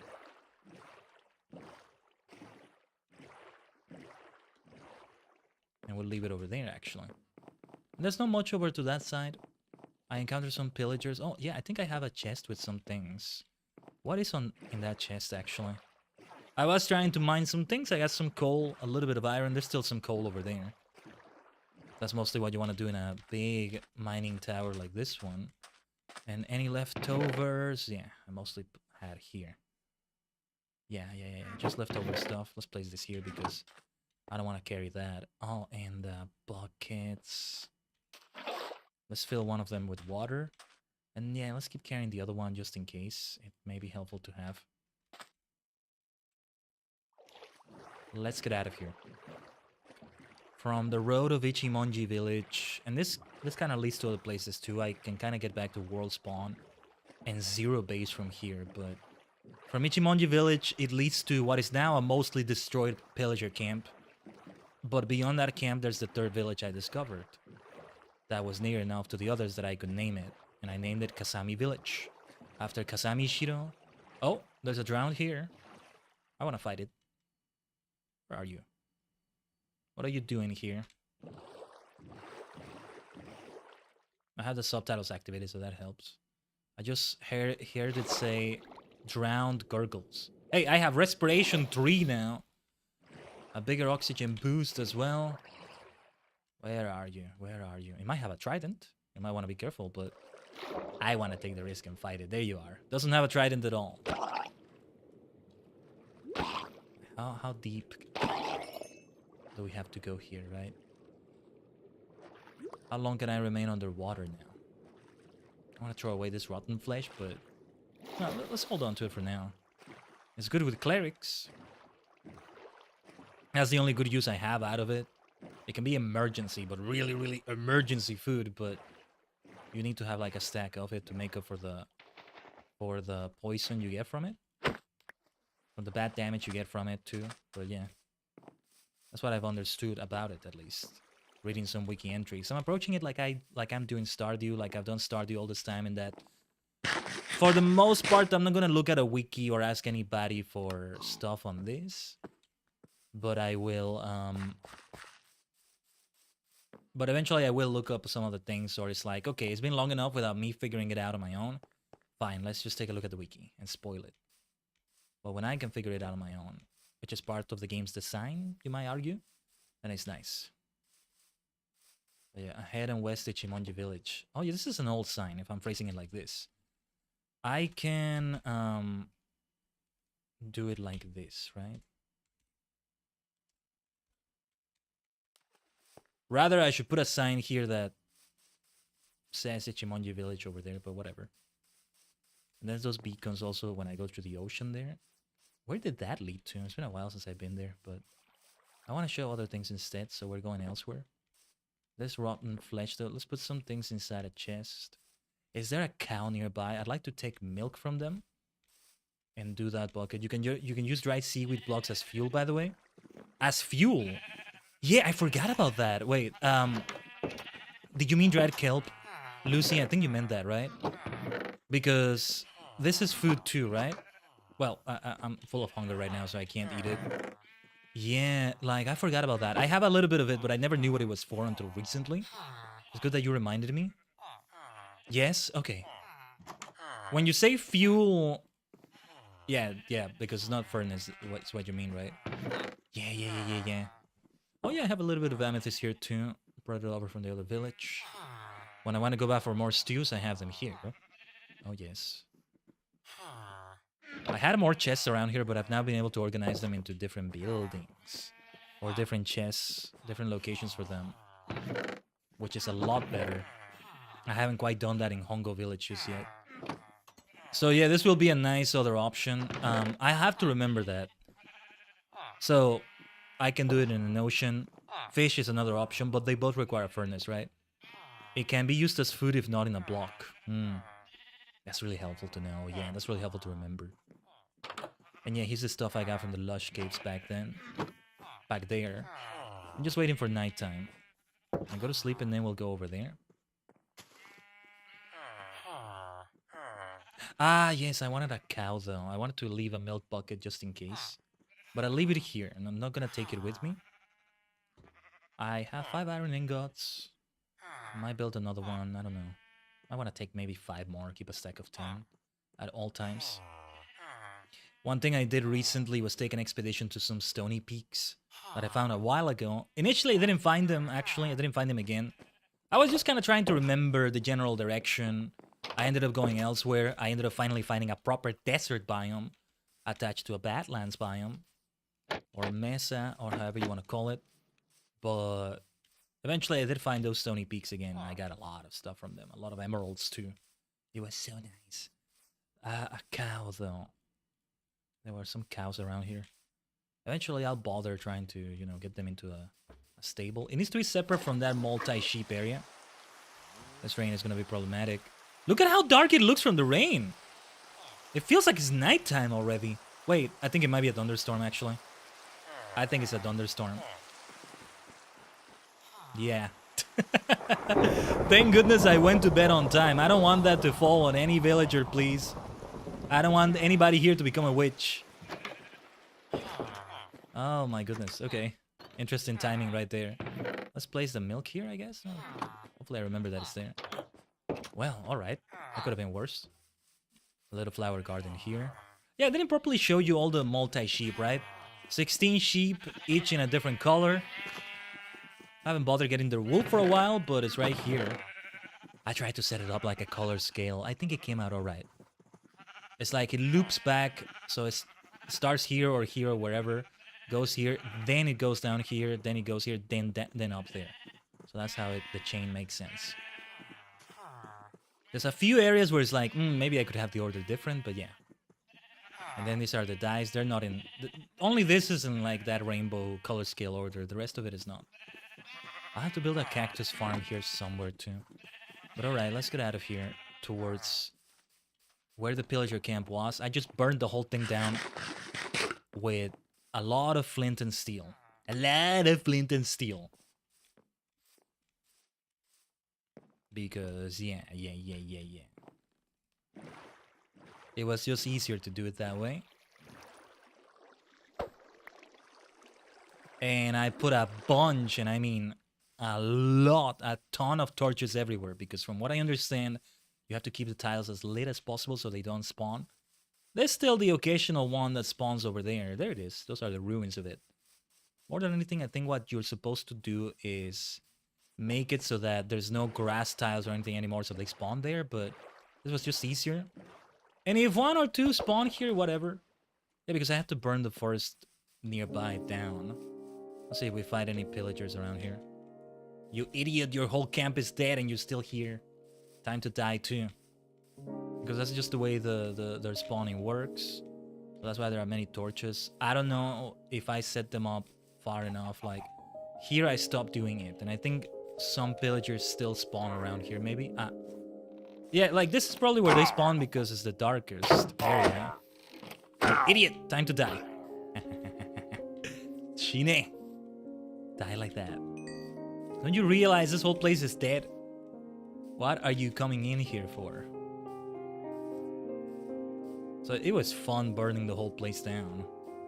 Removing more of that tower there probably would be better, but I think it's fine. I've never seen more than one spawn at a time now when we come over here. So, beyond the pillager camp, I set up some checkpoints now to really be able to find it. I should set up another one here, actually, but I'll do it some other time. Kasami Village, the third village I found. To begin repopulating the village I just showed you, Ichimonji Village, I stole a few villagers away from here. It was easier because there's a lot of ocean, so I can just take them with the boat, and that's what really worked out. That gate over there does lead to the village. I built that bridge to be able to go across it. Just like paving roads, building up things, that's what's so fun about Minecraft. But that being said, I don't do any complex builds or anything. Don't expect a fancy looking mansion or castle. I'm not at that level yet, if ever. That's a bit too big brain for me, but yeah. Did I take that kelp? And now it's good to know that it has that usage. Welcome to Kasami Village. What do we have over here? Right, I think there was a pirate ship nearby, or rather a sunken ship nearby that I took that from. Speaking of kelp, you know what? I'm just gonna leave it here. We have the pile inside of here. Let's free up an inventory space by doing this. Okay. Still a little bit more to get more of that charcoal. This village is very humble. Not much is going on with it either, but I don't have a big incentive to grow it either. Oh yeah, I stole that grindstone I had back there was stolen from here too. I don't remember what was needed to build it, but hold on. Yeah, it doesn't show me here, I think. I don't even have the recipe, but it's like something very advanced or end game. I don't remember. I just felt it was easier to steal that. Was it called grindstone? That's what it was called, right? Oh, what is that door that looks so interesting? What is it made of? Jungle. The cherry door looks nice. I did have a few sakura trees planted back around Zero Base, but I haven't done much farming of them just yet. Until I decide what I'm going to build with them. Probably something in Ichimonji Village, so I should set up some trees there near too. Wonder how different buildings of different woods will look. But yeah, this village is all over the place because of how hilly the area is. So the villagers are everywhere. It would be really hard to like build around this village. Many villages I've encountered are like that actually. So I kinda hit the jackpot with Ichimonji Village being mostly flat. In an area that's not that far away from being very flat, because this is kind of complex. They still haven't grown any villagers since I've been here. You gotta be within proximity for some things to happen, of course, but yeah. Pardon me.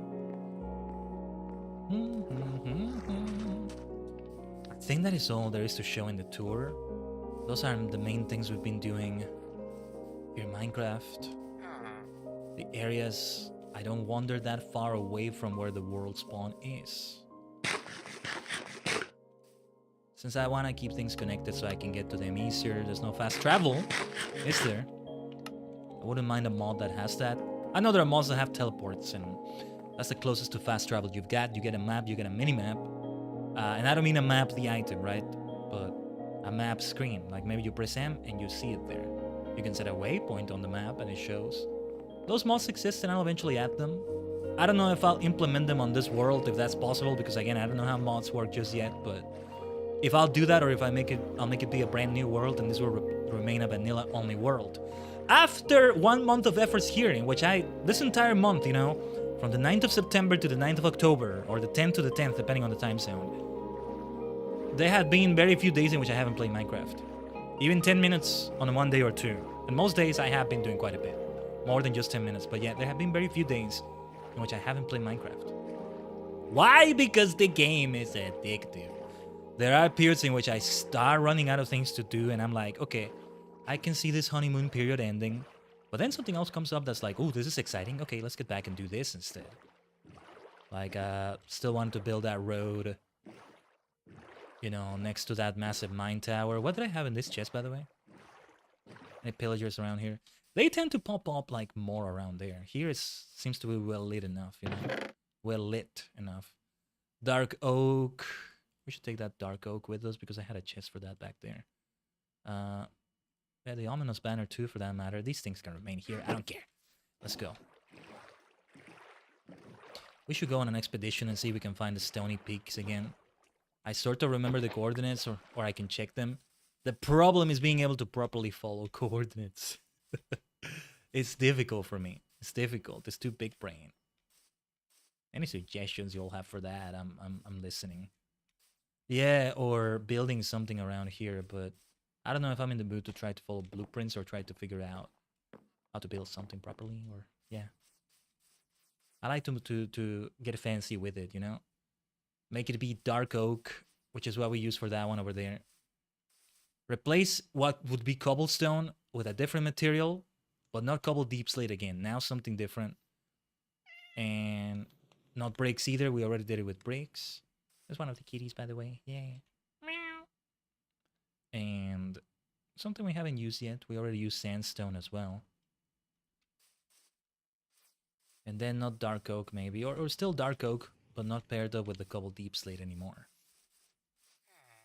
Will it look like a fun village because of all the variety? Or will there be too much... what's the word? Whiplash? That's not the word, but kind of something like that. Because it's all so different. I don't know. Somewhere I also want to build a sort of tree orchard of all the different kinds of trees. So I have done... Well, I don't have any dark oak trees planted anywhere.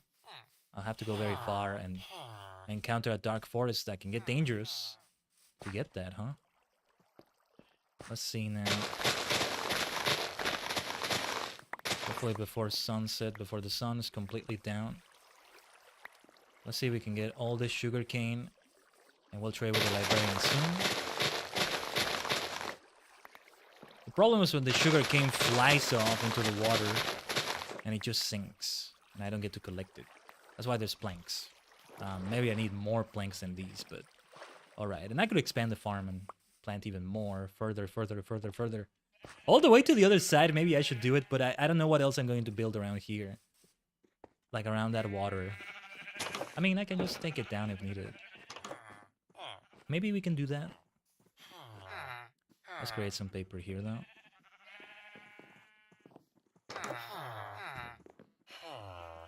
And yeah, just those villagers are gonna get stuck in those doors. Holding the door open for me. How very courteous of them.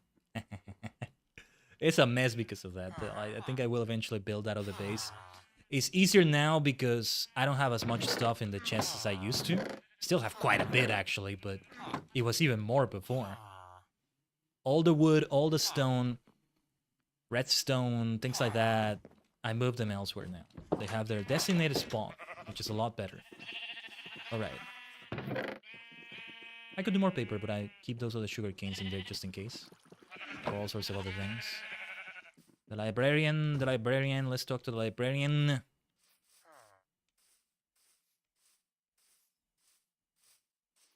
Librarian. I got some paper for you. It's my favorite sound that villagers make. Right then. Oh, is that where the farmer lives? Because I don't know who is the other person that sleeps here. So it's gotta be that farmer. I settled the beds. I don't know who ended up settling into the other bed. For the most part, I made the houses also be where they have their job site blocks, but I do want to set up some buildings exclusively for job site blocks and the houses be separate. Alright. Oh, actually, let's talk to the armorer and get ourselves another diamond helmet as a replacement in case it's needed. The armorer is either here, because I have the stone cutter there, or on the original building that has a stone cutter that came with the village, that I didn't build. That is right here. The thing is, it's early in the day. Yeah, that's the thing. No, wait, that's the mason. That's not the armorer. What am I saying? Yeah, because it's early in the day, they wander off and they're not by their job site blocks necessarily. That's the only problem. Yeah, here's the blast furnace that they use for it. What was the difference between a blast furnace and a furnace? Besides a blast furnace being harder to make. This is how I leveled up the armorer. That's why we have so much chainmail. So many chainmail leggings. Wherever they wandered off, I don't know. It is good when the iron golem is by the outskirts too. We need to deforest this entire area too. We seriously need to. Another time though. I wonder if it makes it so that they wander off even further when there are fewer trees. When I build something there, yeah, it certainly does that. But yeah, a blast furnace will cook ore faster. What is needed to make that? Then I should make it be a blast furnace in that furnace area. Or use this very same one, but we already have this person using it. Let's see if I have it. I don't have it. Whatever the recipe is, I'll check it another time. You, 27 for diamond helmet. All right. That's why I want the weaponsmith. We'll have some very valuable weapons from them. Let me check out the toolsmith, see what they have again. I'm not gonna buy anything from them, so let's place the emeralds here already. That diamond helmet, however, goes back into the house of enchanting. Since it's an enchanted item, even if I myself was not the one that enchanted it, it's a good reference to keep it here. Or items that I may enchant, like this iron sword. Yeah, I still need the steel inferno fixed. Smoker will cook food faster. Ah, okay. I do have one in my house. Yeah, some villagers have probably tried to get in and become a butcher because that makes a villager become a butcher, right? Yeah, or no, yeah, I was gonna say, or does he create a fisher? But no, that's a barrel that does that, right? All right. So what was I gonna do? Hold on. Oh yeah, the ominous banner. Let's just leave it elsewhere. I don't know. Oh yeah, let's play this music. Let's play this music. It's super loud. I don't know why it's so loud, but it's always loud. Like, you can hear it so far away outside of the house. Maybe it's because it's all made of planks and stuff. I don't know. This mason has given me so many emeralds from the clay here. It's been nice. Where was the toolsmith though? They're probably by their, well, where the job site block is, which is this building here. What did they have again? See, if they're not at master level, I may still want to trade with them. They take iron ingots. No, I think they must be a master already. Yeah. They just... Yeah, they do have a diamond pickaxe. I just haven't bothered getting that. Or I maybe had it in storage somewhere. It has silk touch, however. I'd like a version of this without silk touch. But yeah, these are super helpful things. Too bad that they don't have an iron pickaxe. Because that would be great. But these diamond tools are super helpful though. Diamond axe and diamond shovel. Perhaps I should get myself a second toolsmith? I don't know. There's definitely room for buildings. This is where the next buildings are gonna be. One of these farm fields, I might just let go of it. This one, I'll destroy the composter and you can go for another one. There's another farm that still needs a farmer. And at this point, all the future villagers are gonna become farmers until all the composters are done. I think nobody's taking care of this one. I can get extra wheat out of it, but nobody's taking care of that one. That's only a pumpkin farm. I can also get those pumpkins there. Campfire is very nice to cook 4 food at once where villagers are known to walk on them. Do they really? I've never seen a villager walk on one. Oh, also, yeah, we may get another armor from here. There must have been one here before. I love these little, like, outdoor furnaces. I like the way that Mojang, or was it Microsoft already? I don't know. Set them up. This is so loud, you see? You see how loud that is? Right then, I want to do some things with those sugar canes there. I'm going to take the... I don't want to have those other sugar canes like further away anymore. So I'll use those to plant more. Also, let me leave the mushroom stew ready. And I'll expand that area. That's what we're gonna do now.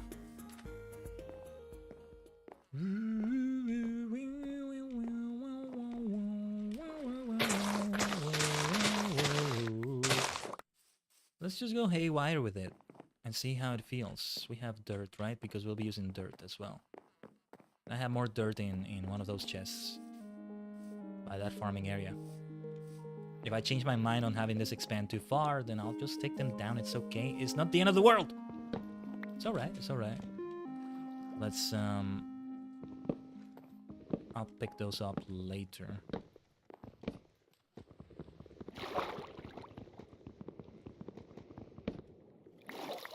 Right then. First, the dirt. One step at a time.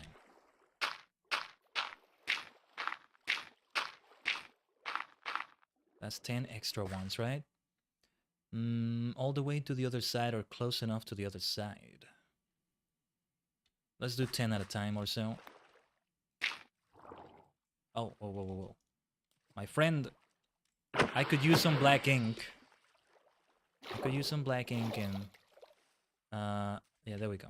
Sorry, I'm sorry. That shepherd gives you emeralds for 18 black wool. So it's actually good to turn some of that wool into black wool, but... I don't know if I'm getting much out of that shepherd anymore. I already put them at a master level. There's not much I get out of them, really. Less of use to me, if I recall correctly. Shears might be the best one. How much is needed for shears? 2 iron ingots. I save on 2 iron ingots. May not be a lot, but it may add up.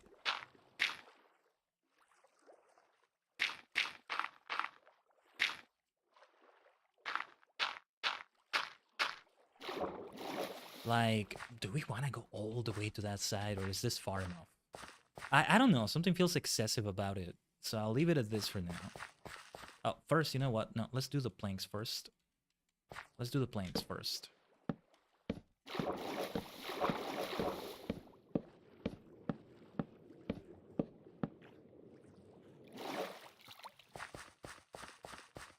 Yeah, you know, I did forget the campfire cooks multiple things at once. It doesn't use any fuel.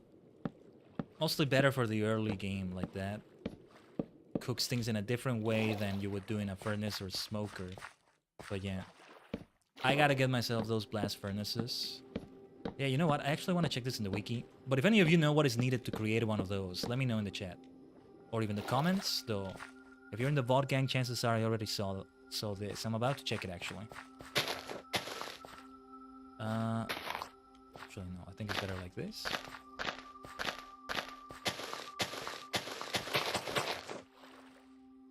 Yeah, I don't want to do it too fast because I end up, like, doing it wrong. Like, yeah, that's what happens. Nothing really that inconvenient, it's just a bit annoying. Oh wait, this is better.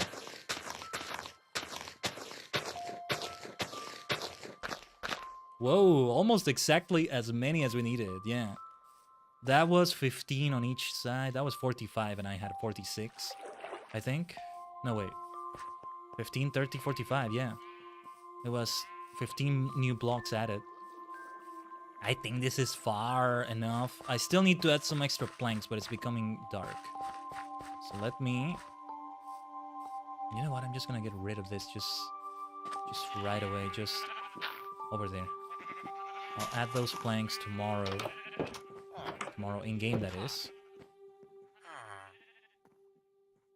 Yeah, on the TSG that I mentioned tomorrow, I might actually stream Minecraft, but I'll see how I feel about that. Not on the place where I stream.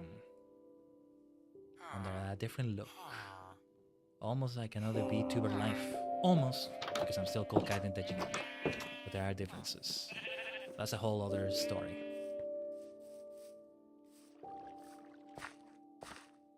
Yeah, let's... Oh! Oh, right, because I picked the others up, so I was like, why do I have 2 stacks of them? But okay, that's fine then.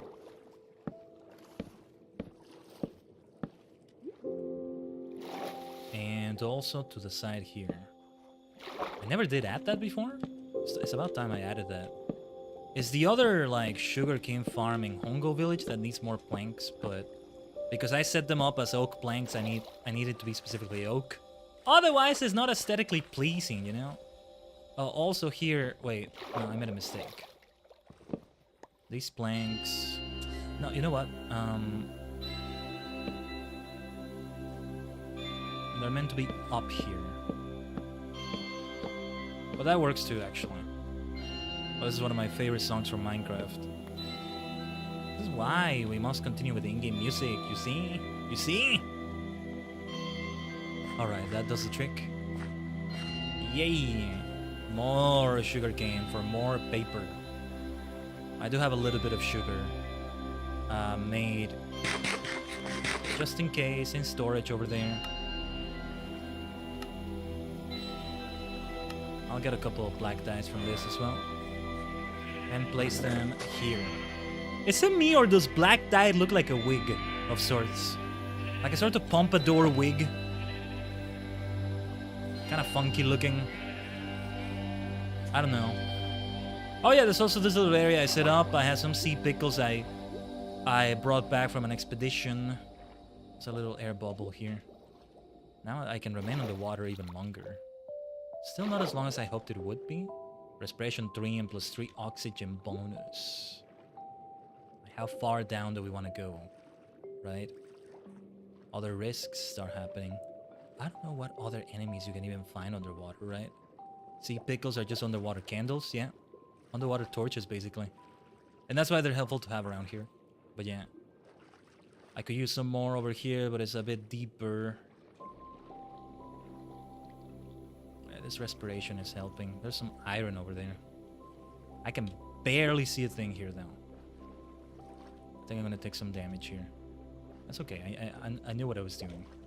It's like, it's okay. I can take a little bit of the damage. It's all right. Actually, I should have gone for the air bubble there. No, yeah, that's fine. We're fine. I wanted to get that iron, though. Yeah, I was gonna look up a blast furnace, right? I'll do it in a little bit. Just to get it faster, though, let's go for this iron pickaxe. This enchanted one.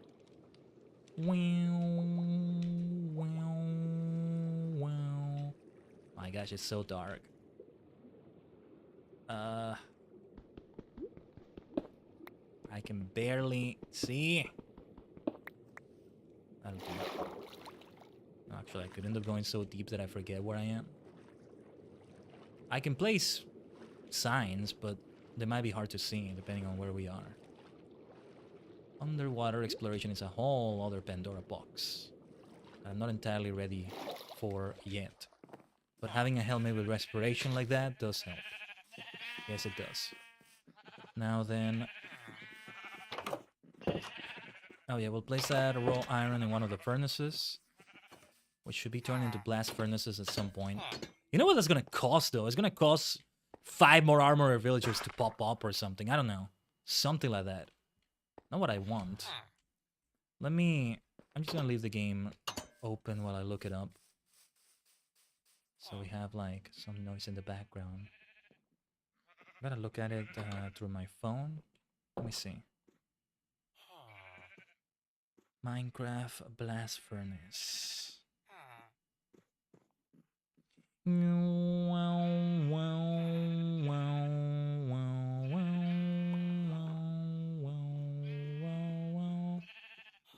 Twice as quickly as a furnace, but cannot smelt anything else. Like, I could maybe make a few of those be blast furnaces and the others are regular furnaces. That's okay too, because I already have a furnace in my own home for other purposes. Raw metals, like, what am I smelting? Mostly in there, I've just been smelting... Well, I have been smelting some cobblestone here and there for stone. Clay into bricks, so that's what the blast furnace is going to be able to do, I think. I think that's the limitation, but yeah.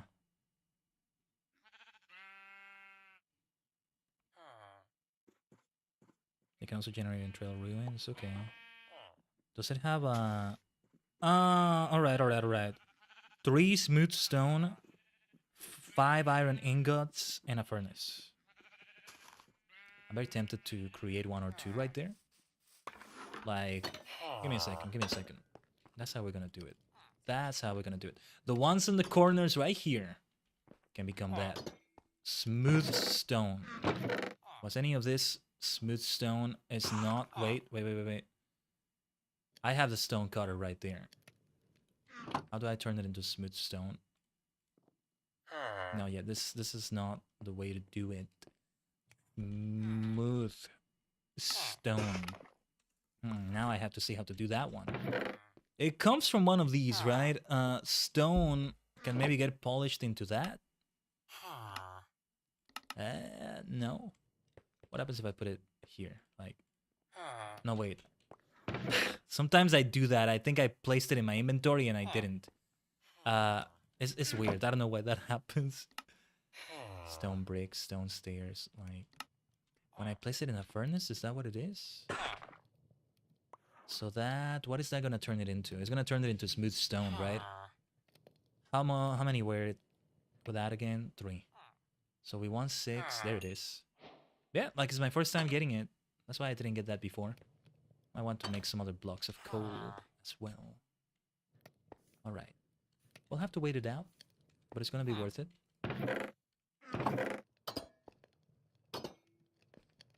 It's going to be 10 iron ingots right there. So, alright. I'll get 10 and I'll hold on to the remaining 7. Let's make a few blast furnaces here. Let me have some water while we wait.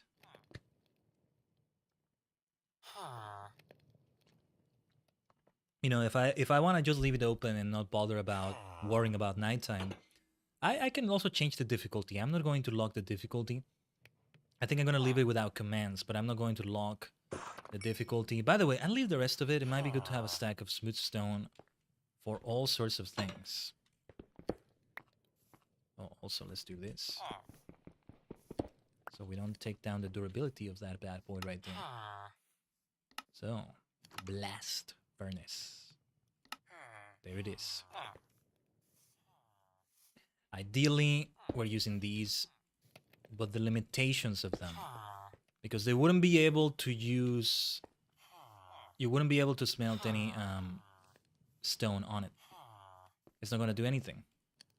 Since we still maybe want to do something with stone, we'll leave the regular furnaces. I don't know if I want to have 3 blast furnaces and 2 furnaces, or the other way around. For now, I'll leave it like this. And now, any iron or anything else should be done over there. More often than not, what I do is actually... I think I want it the other way around, actually. Yeah, I can keep 2 furnaces here, and then... Yeah.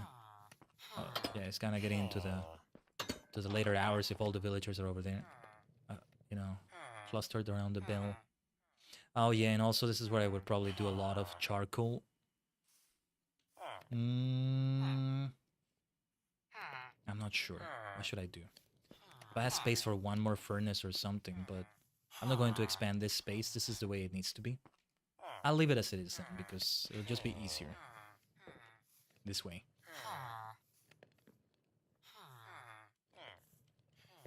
Lots of sighing from villagers. Let's get a little bit of, no wait, never mind. I was gonna get some dirt, but nah. We don't need extra. Now, perhaps it's time to just take an expedition wherever the wind takes us. I might want a bigger stack of something. These mushrooms are nice, but... Alright, let's farm some wheat. This is where we get to do chill things, right? Oh yeah, we have a lot of wheat to farm. I might want to wait until the next day, though.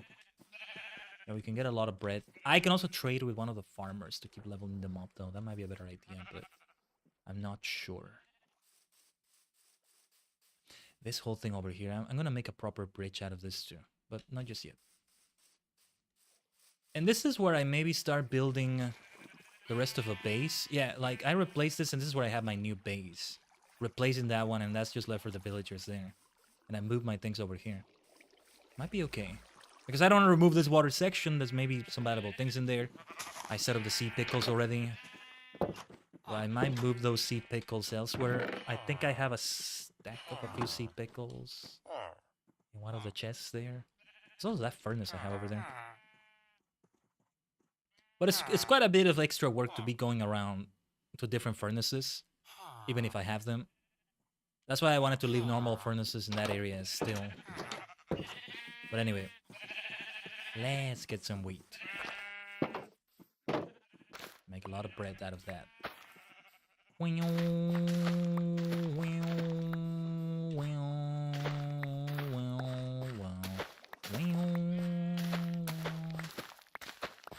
It's nice to do another Minecraft stream. We've been doing them on Twitch for a little while, and now we are here on YouTube.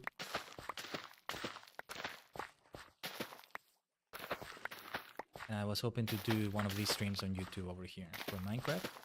And how fitting to make it be the one in which it's been 1 month into the game. So these have been the results of 1 month. It's actually been a lot of work. I don't know if it looks very impressive or not, but I'm very proud of what I've been able to do with it. I realized doing this tour that there's fewer things to show than I realized. There's a few others maybe, but like, not really. And there's probably some other mini base that I set up somewhere. I remember there was one night again early on, before I found Hongo Village, or after I lost it for a little bit, and eventually found the world spawn area again.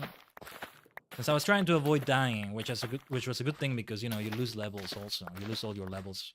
Not just all your items, but all your levels. Because that's how I set it up. Just normal rules, you might say. I didn't know that back then, but I just knew there would be some consequence besides losing items. But yeah, so I set up a little base. I don't remember where it is. I encountered it again, took a screenshot of the coordinates, but I haven't bothered to look at it again. It's there somewhere.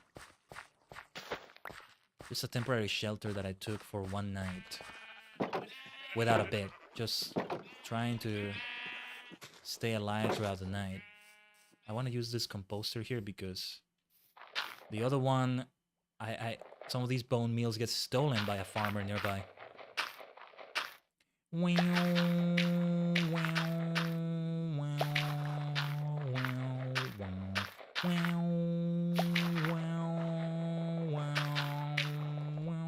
I can't wait to finally... Oh, the poor squid over there died. I should say we can take the ink sac. The ink is also useful for crafting something else. I think a book and quill, or something else that was useful that I want to use someday that I haven't used yet. Or maybe it was a meal, I don't remember. But yeah. I think I can jump from here and go outside there to retrieve that ink sac. There we go.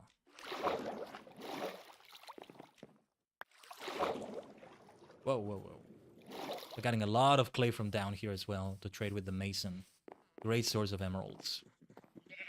I wouldn't mind that second mason.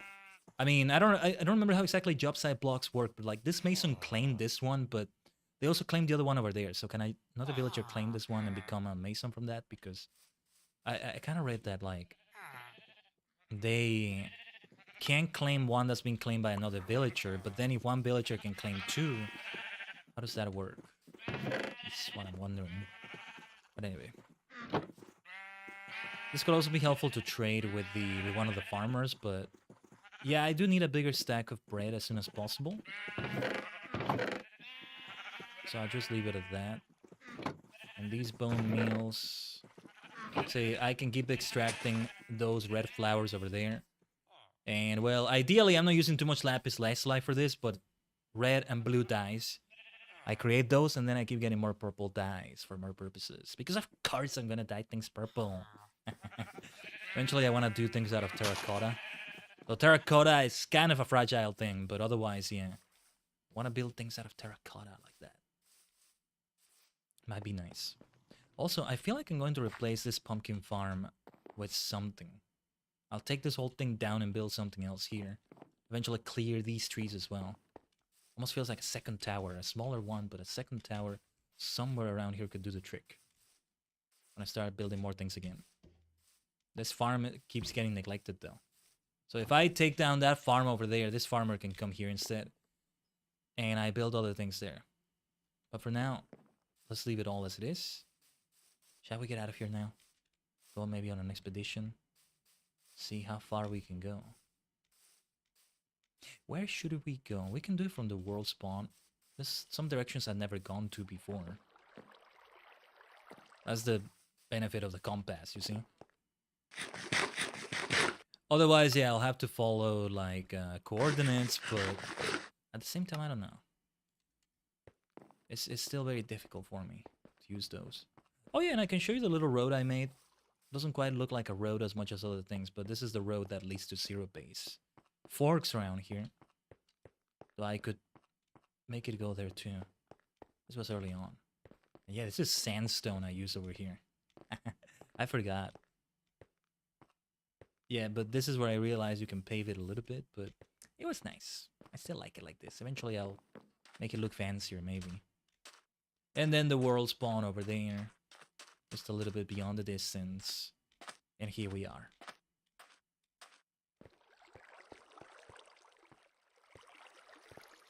Here we are. I could also collect a few cacti. What else did I want cacti for besides green dye? I wonder. That's the annoying thing about this, though. Having to dive in and get them. Or I maybe receive some damage by getting close to it. But ensure... Wait.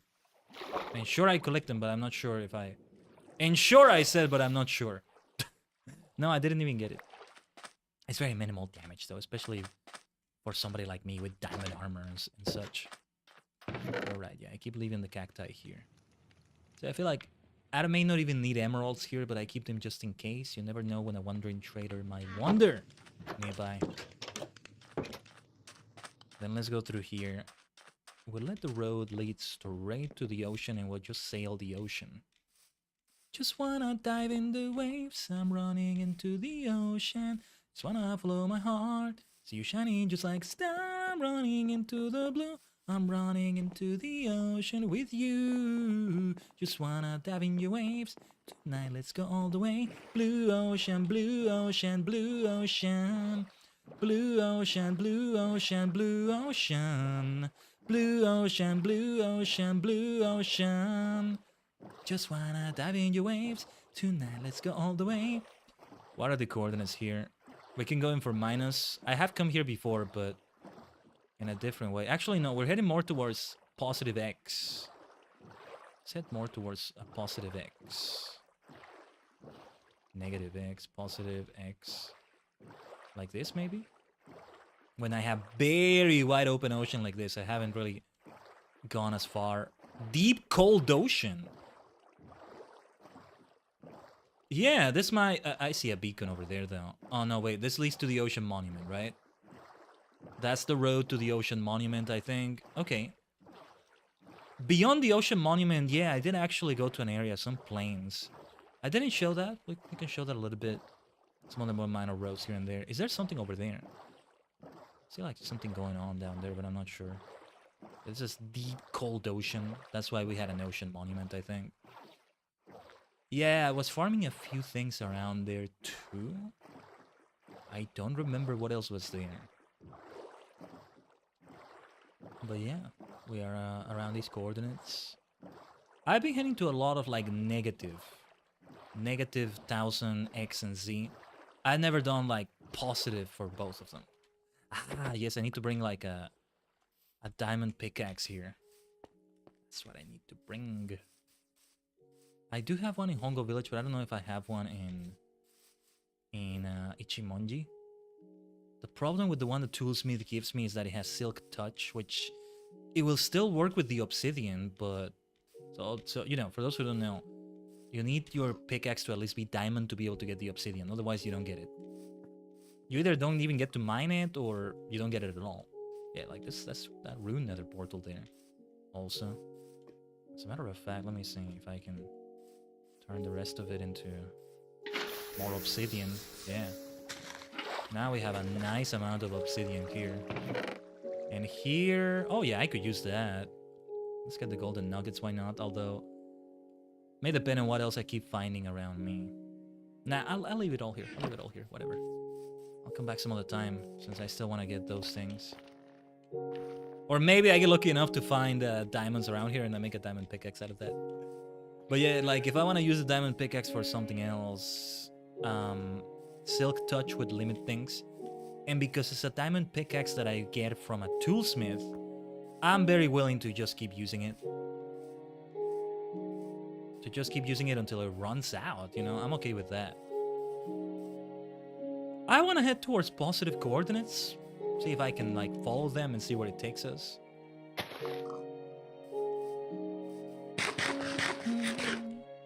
This is like the signature song of Minecraft, isn't it?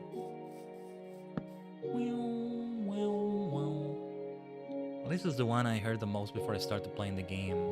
Seeing it in memes and stuff, I think.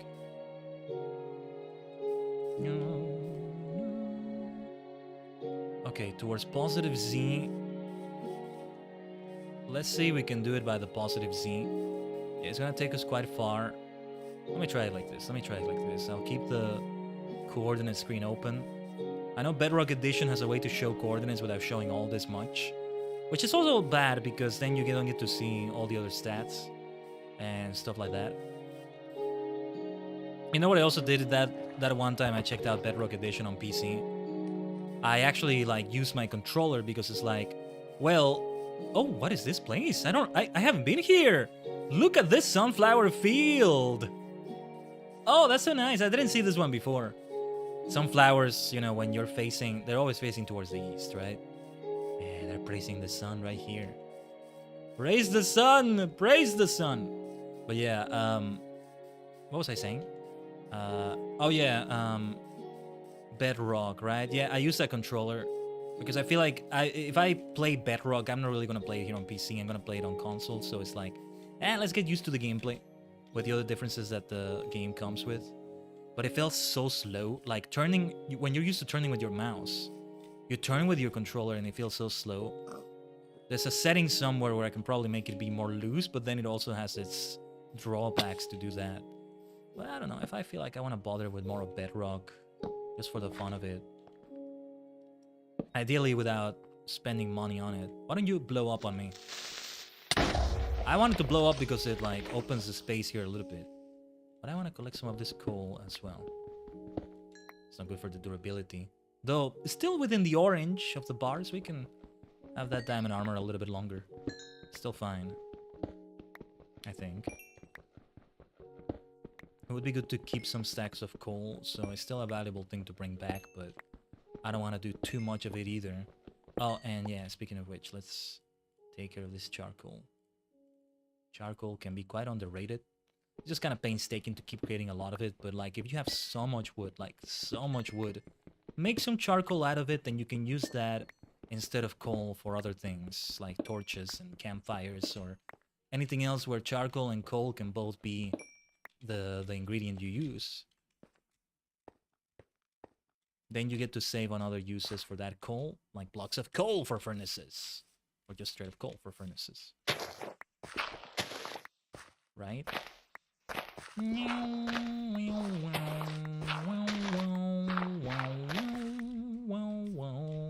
Whoops. Didn't quite do the jump right. These are very interesting flower fields. Alright, towards the positive Z. Yes, it does move the X a little bit. That's what confounds me, but mostly you want to keep going in a straight line to prevent that, but then that's a lot easier said than done depending on what's on the way. You have to like go around a little bit. Look at the baby piggy. Hello. Baby piggy. Make a noise, make a noise, make a noise. I'm not gonna hit you so you make a noise. Make a noise. Oh, I think it made one. Just slightly higher pitched. Yeah, I do feel kind of bad killing the animals, so it's necessary. That's why I prefer other sources of food if I can get them. So that... Oh! Speaking of food, let me consume that. I thought I was dead for sure. I thought that was gonna be... Oh, enough of a drop to kill me. There it is. I swear, I actually don't fall this much. You would think I do, but I don't. Or at least I don't think so. Right, let's get back up. Oh, I need to make some ladders. That's also something I take with me that I haven't taken with me for a while. Let's see if we can make some. I might need more wood soon, but let me... yeah, because I don't want to bother with that coal. I just want to get out of here, and it's just easier to do it with ladders. So...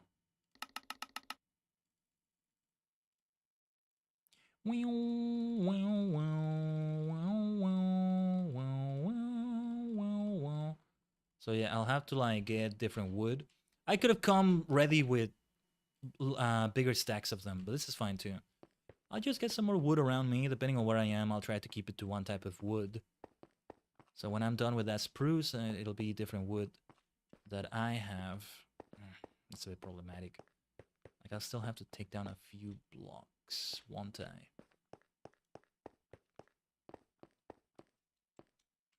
That's where it becomes a problem. It looks kind of interesting down there, but no. Especially with that lava, I don't want to risk it too much. Because I'll have to continue making sure that I use signs so I don't completely lose my way there. Okay, we can go for this coal. There we go. That's it. That's it. I want to be careful about that hole a little bit. I'm just gonna do it like this. If I ever come back here, I'm probably gonna forget those ladders are there, but that's okay. That's alright.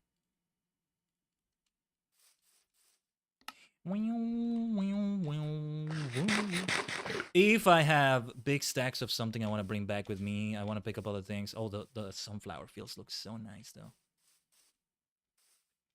I'm taking a few screenshots. I'm not using the in-game screenshot feature, though, which maybe I should get more used to using. But it's easier for me to do Alt F1, which is the GeForce Experience screenshot. It really is a very convenient screenshot key right there, since it's so close to WASD. So you will be doing it a lot on PC games, right? Unless you're using controller, then it might be different. I need to see if I can... Whoa. The skeleton must be underground somewhere. I've been here before, right? Is this...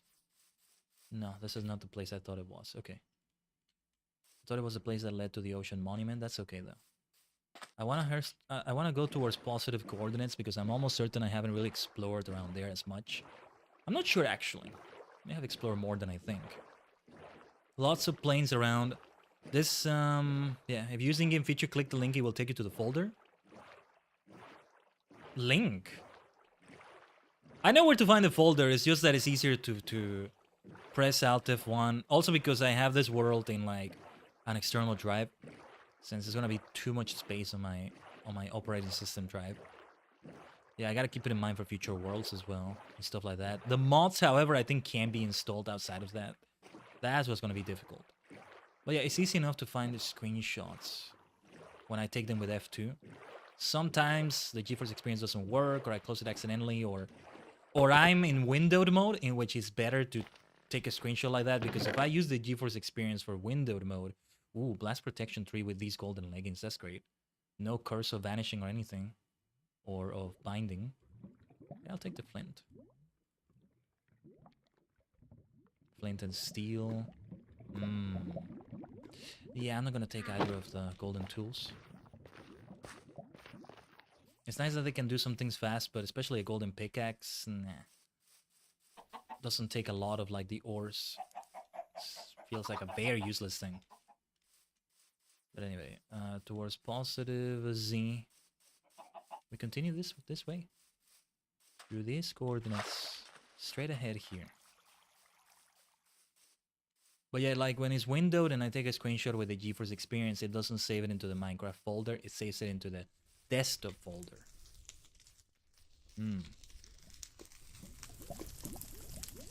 It's not like I'm ever gonna come back here. Most likely, but... good to leave a source of obsidian. If I do happen to have a nice diamond pickaxe with me.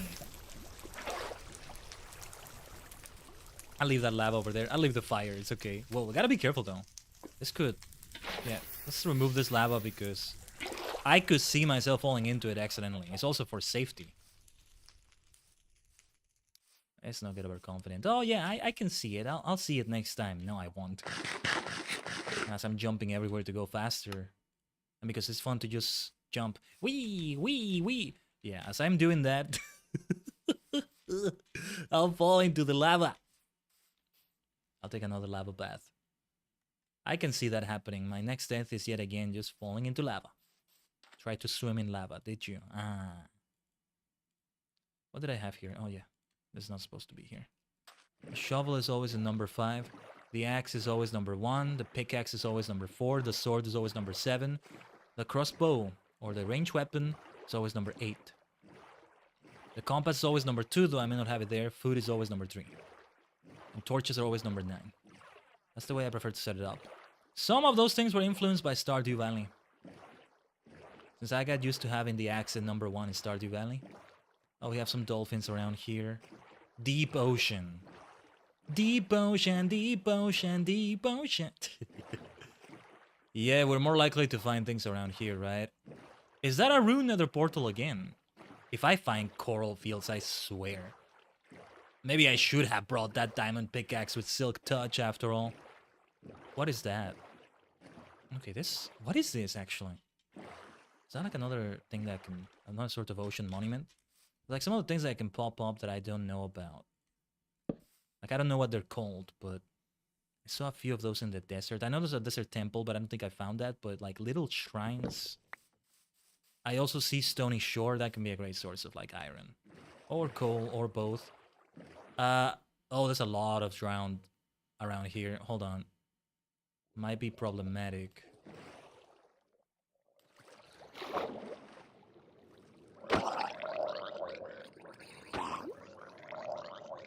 There's a lot of them. Okay, something is going on here. You can have conduits naturally generated, right? Because it kind of reminds me of the way they set up conduits in the Altitle server around the base. I could also shoot them, but I'm most likely losing the arrows. Come over here, so I can just slash at you from there. Okay, never mind. Let's go underwater. I got the enchantments that I need for this. Oh, let's kill the baby. Kill the child! Kill the child! The zombie child, I mean. Yeah, that's what it is. Don't get upset with me, YouTube kun. It's Minecraft, okay? You gotta do it. I didn't expect to get into some fights with a bunch of drowned, but alright. You know what this is? This is practice against the Guardians. They're gonna be way more difficult than this, but... It makes it look manageable, doesn't it?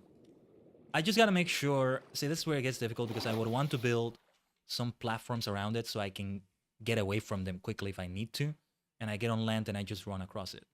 The boat will only be able to do so much. This is practice against the Guardians. This is the practice I needed. Okay. Let's be careful. There's some lava and that's gonna drag down... Some magma blocks, I think is the right term. They're gonna drag down my boat around here. Oh, they're good for bubbles. What is that? What is this? What block is this? Prismarine crystals, okay. You get those from guardians you kill as well, I think. What is this place? This looks interesting. Well, let's see what we got here. Yeah, I should have these golden nuggets with me now. The obsidian, I'm not so sure, actually. I can leave the golden shovel. The diamond shovel will last us for a while still. So I don't know. At this point, I should take this flint and steel as a backup weapon or whatever. I'll leave the obsidian.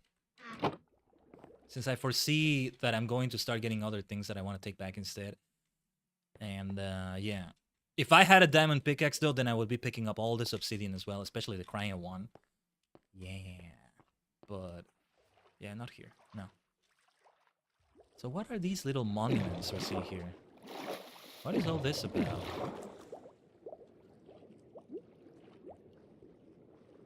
Oh, wait a minute, wait a minute. I didn't know they had treasure. It's meant to be like a ruined temple, maybe. Hold up.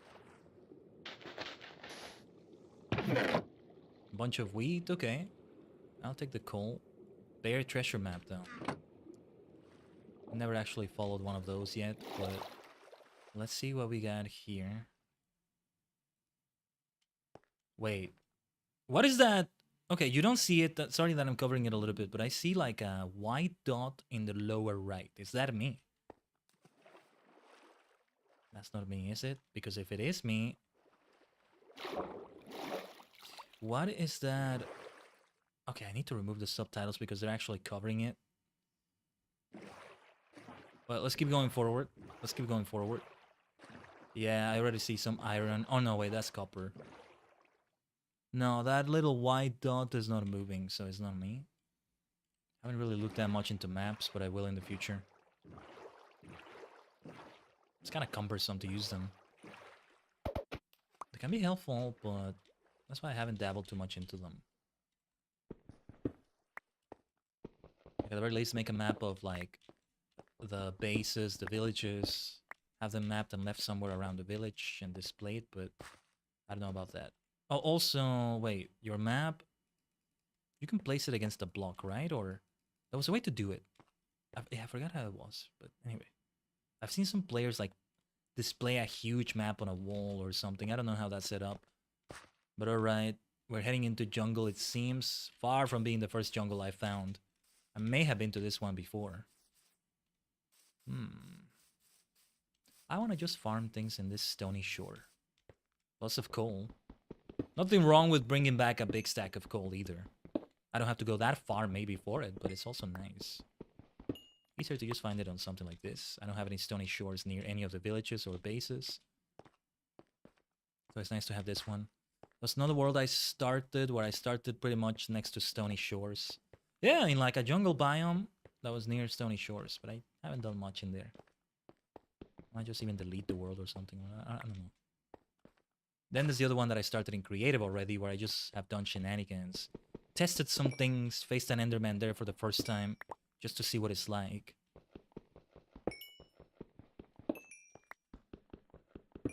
Beyond mods, I don't really have an incentive to do different worlds. There's that thing in which I can start in a new biome, right? I can have bases and villages set up in biomes that I wouldn't have here.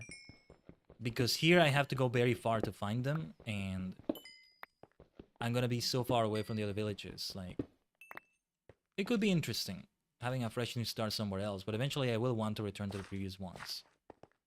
So yeah, I guess there is a bit of an incentive for other worlds, but then having to start from scratch completely like that, then keep track of the different things I built in each save, and like, it's too much. I don't know if I'll have the time for that. It's one thing to do like a different save and Stardew Valley maybe, but this is different. This is, I think, even crazier to do, if that makes any sense. Crazy is not the word, but I'm liking the word I was looking for. Anyway, I probably have to dig a bit deeper to find something like iron, or more coal even, in these stony shores. So perhaps we just keep exploring. What are those fish over there? Wait, what are those fish over there? I don't think I've seen them before. I don't know, piranhas or something. Are they? What are these fish? Fun looking fish. If I kill them, I'll get to find out their name. I can check in the wiki probably. No need for that, no need for that. Let's go through our stack of mushrooms, then that will free up space in inventory. And it'll be a nice source of food, but then I'll go for the stack of bread. If I run out of that, well, we'll have to find something. I do see some iron over there. This time, is it actually iron? Yes, I think it is. Maybe I've been overestimating how much iron is on the stony shores. Like on the surface areas, not digging deeper. So this is kind of reaches into a cave. So, wait a minute. What's with this cave? A little bit mossy. No, it's not a lush cave, but since it's close enough to the surface, it has its own grass, but it makes it look a bit like a lush cave, doesn't it? Or a special one. There's other kinds of caves that I probably don't know about. It's gonna be fun because with the mods, because one of those that I'll definitely install. I don't know if I'll have it with the other worlds, or if I'll always have it with the other mods, not the other worlds, sorry. Or if I'll just have one world with this mod and I don't use it for other worlds. But the more biomes mod looks like fun. Discovering more. This is where fast travel will really go into play, so I can really keep fast traveling through the biomes and stuff. If you know of any mods that give you quests, turns it into that kind of game for Minecraft, do let me know. Preferably just general quests, you know, like, I don't know, collect 10 wheat for a villager. And this is not trading with a farmer villager, this is just a quest. Or slay 10 endermen, slay 10 zombies, and you get a mod that has currency. I'm sure there's plenty of those. I love those too. Just a good old traditional video game in that sense. Not that I dislike this though. That's the part that surprised me. I thought the very loose blank canvas that Minecraft gave me was going to be more boring than actually fun, but I've actually liked it. And even though the objectives are not there in the game, I have objectives. Or I just kind of wander off, but now I have the objective of like taking some iron and coal back with me and discovering new areas in this expedition. Taking an expedition.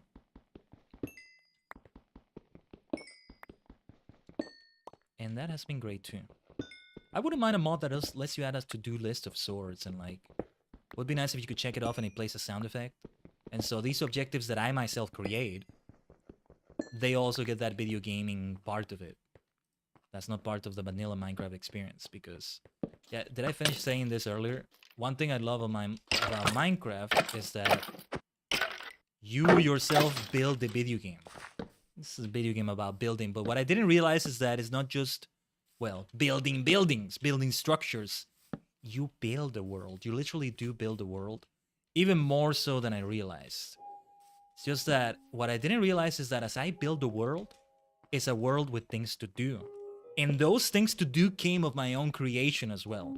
It's not just some structure, some house, some furnace, some lighthouse or tower. No, it's things to do, and that's part of what I built in the world, the things to do. You're making a game within the game. And that is so good. That's what got me so addicted to it. And it is therapeutic to just be breaking blocks like this. That's why I do a lot of stream. And it's nice enough to do while watching a stream / listening to a stream. I've been watching a lot of streams while playing Minecraft. And one thing that actually works well with it, oh, it's nighttime, right?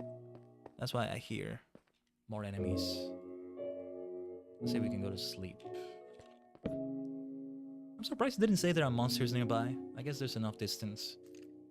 Time for you to burn.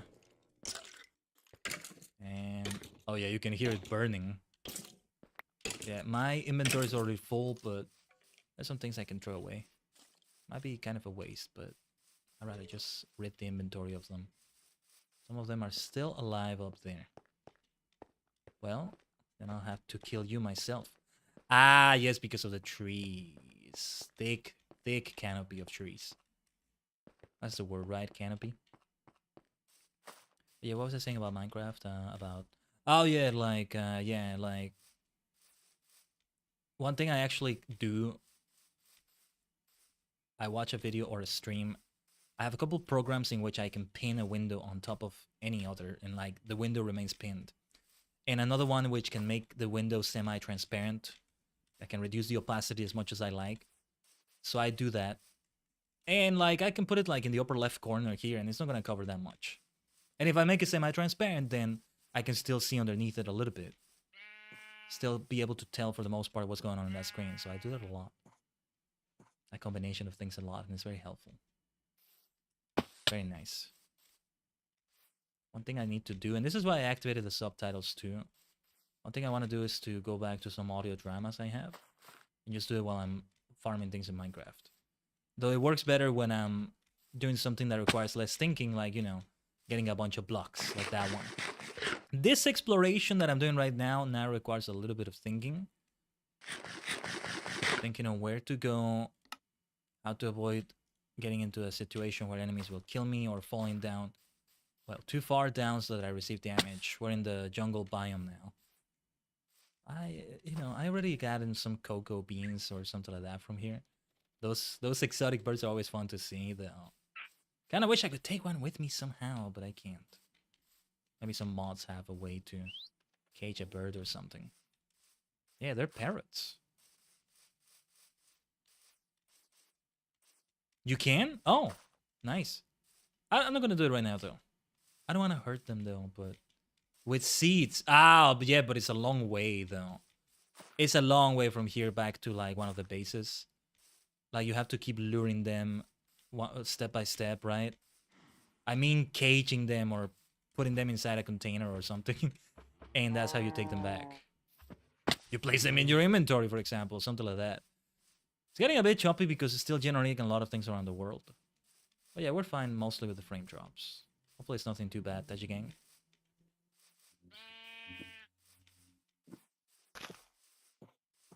Yeah, we're just going through the jungle biome here. On this expedition. Just exploring and seeing where it takes us. I might have been to this jungle before, I don't know. I've been to some jungles before. I want to start like placing signs that say Khaiden was here and I place the date or something. And then I'm like, I was here before. Chances are I won't see them again. Most of those I won't see ever again, but would be nice. I should do it also in the alt title server because then it's likely that somebody will find it. Just underneath, just in this, like over here, bang! I place the sign here, and it's just kind of buried there, in the wilderness. It's even more tough to see in a jungle like that, right? My Minecraft mod pack is my passion project. Nice. There's a zombie over here. Whatever.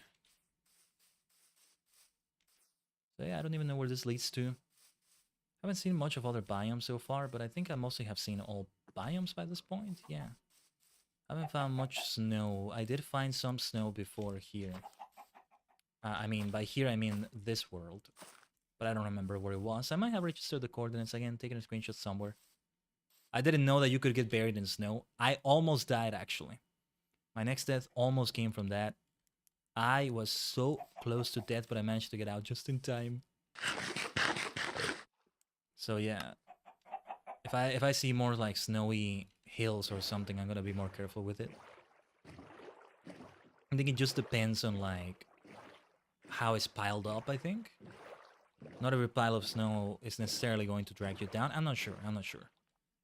But yeah, like not much excitement around where we are, right? Because it's most of the same. Just jungle this time, but yeah.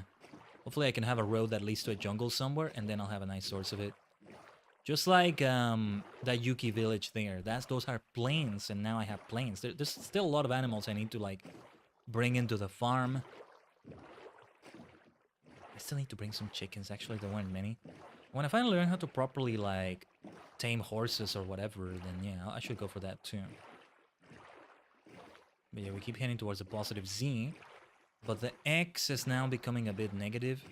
This big bamboo jungle, I feel like I've been here before. That's why I'm trying to head in another direction. Actually, we can head in the other direction then. From here. But I don't know. I think I'll just leave that for later. I'll leave that for later. Because that's actually going to be the end of the stream right here, Tajigen. I hope you liked it. I'm gonna save and quit right here. Just so I'll exit Minecraft, it'll be easier this way. Yeah. As we're reaching the 3 hours, let's end it right here.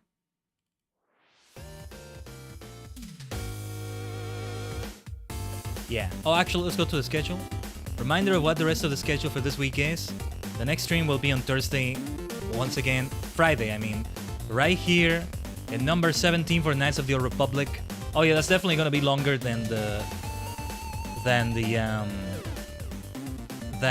World of Final Fantasy playthrough so far. And then Fall Guys with viewers following is here. However, tomorrow also on Thursday at 12 p.m. Central, we'll have a stream in the TSC Dimension. I'll just probably say it on Discord and nothing more. It's kind of a different thing going on there. On Saturday as well, and then FF14 on Sunday. Pretty much stream nearly every day in a certain way. This really is a full-time job and I love it. So yeah, any support you give me for this is always appreciated so we can keep doing it more. So subscribe and like if you haven't done so yet. I would love it. Tajigen, VOD Gang, Chad, if you could do it, if you haven't done it yet, alright? Let's see those likes. Let's see those likes. Damn it, I want to see those likes. Yeah, that's my peer pressure for you. But no, yeah, any support, especially if you make it monetary like a sub on Twitch, is always appreciated. Let me zoom in a little bit closer to the... There we go. Yeah, back to the usual zoom in we have, right? There we go. Or actually, you know what? Let's end it like this. Yeah, big head Khaiden.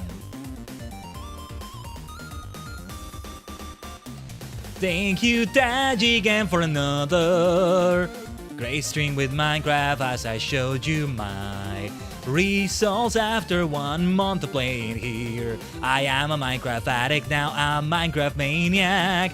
I will eventually mod the game. I'm hoping to do content for that right here. Thank you for indulging in my Minecraft mania today. Let's go, Tajigen, we'll continue with more streams. Yeah, yeah, yeah. Let's go, go, go. Whoa, whoa, whoa. Yeah, thank you for watching today, Tajigen. I do hope to see you on the rest of the week streams right here. So now with Massive Head Khaiden, bigger still. Yeah. Oh, I like it like this. And the chat, I keep an eye on the chat. Literally an eye on the chat right there. Whoa, we need to set it up like this more often. We need to have this stream in this way more often. Yeah, this ends up looking great like this. Alright. Alright. Because this also, I can just do this also, but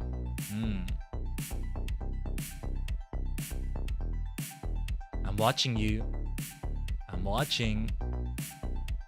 I can see you. Before we finish the stream today, I want you to remember something, okay? When you gaze at the stars, they gaze back at you.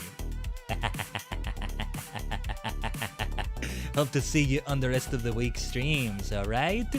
Otsukaresama deshita. Thank you for watching.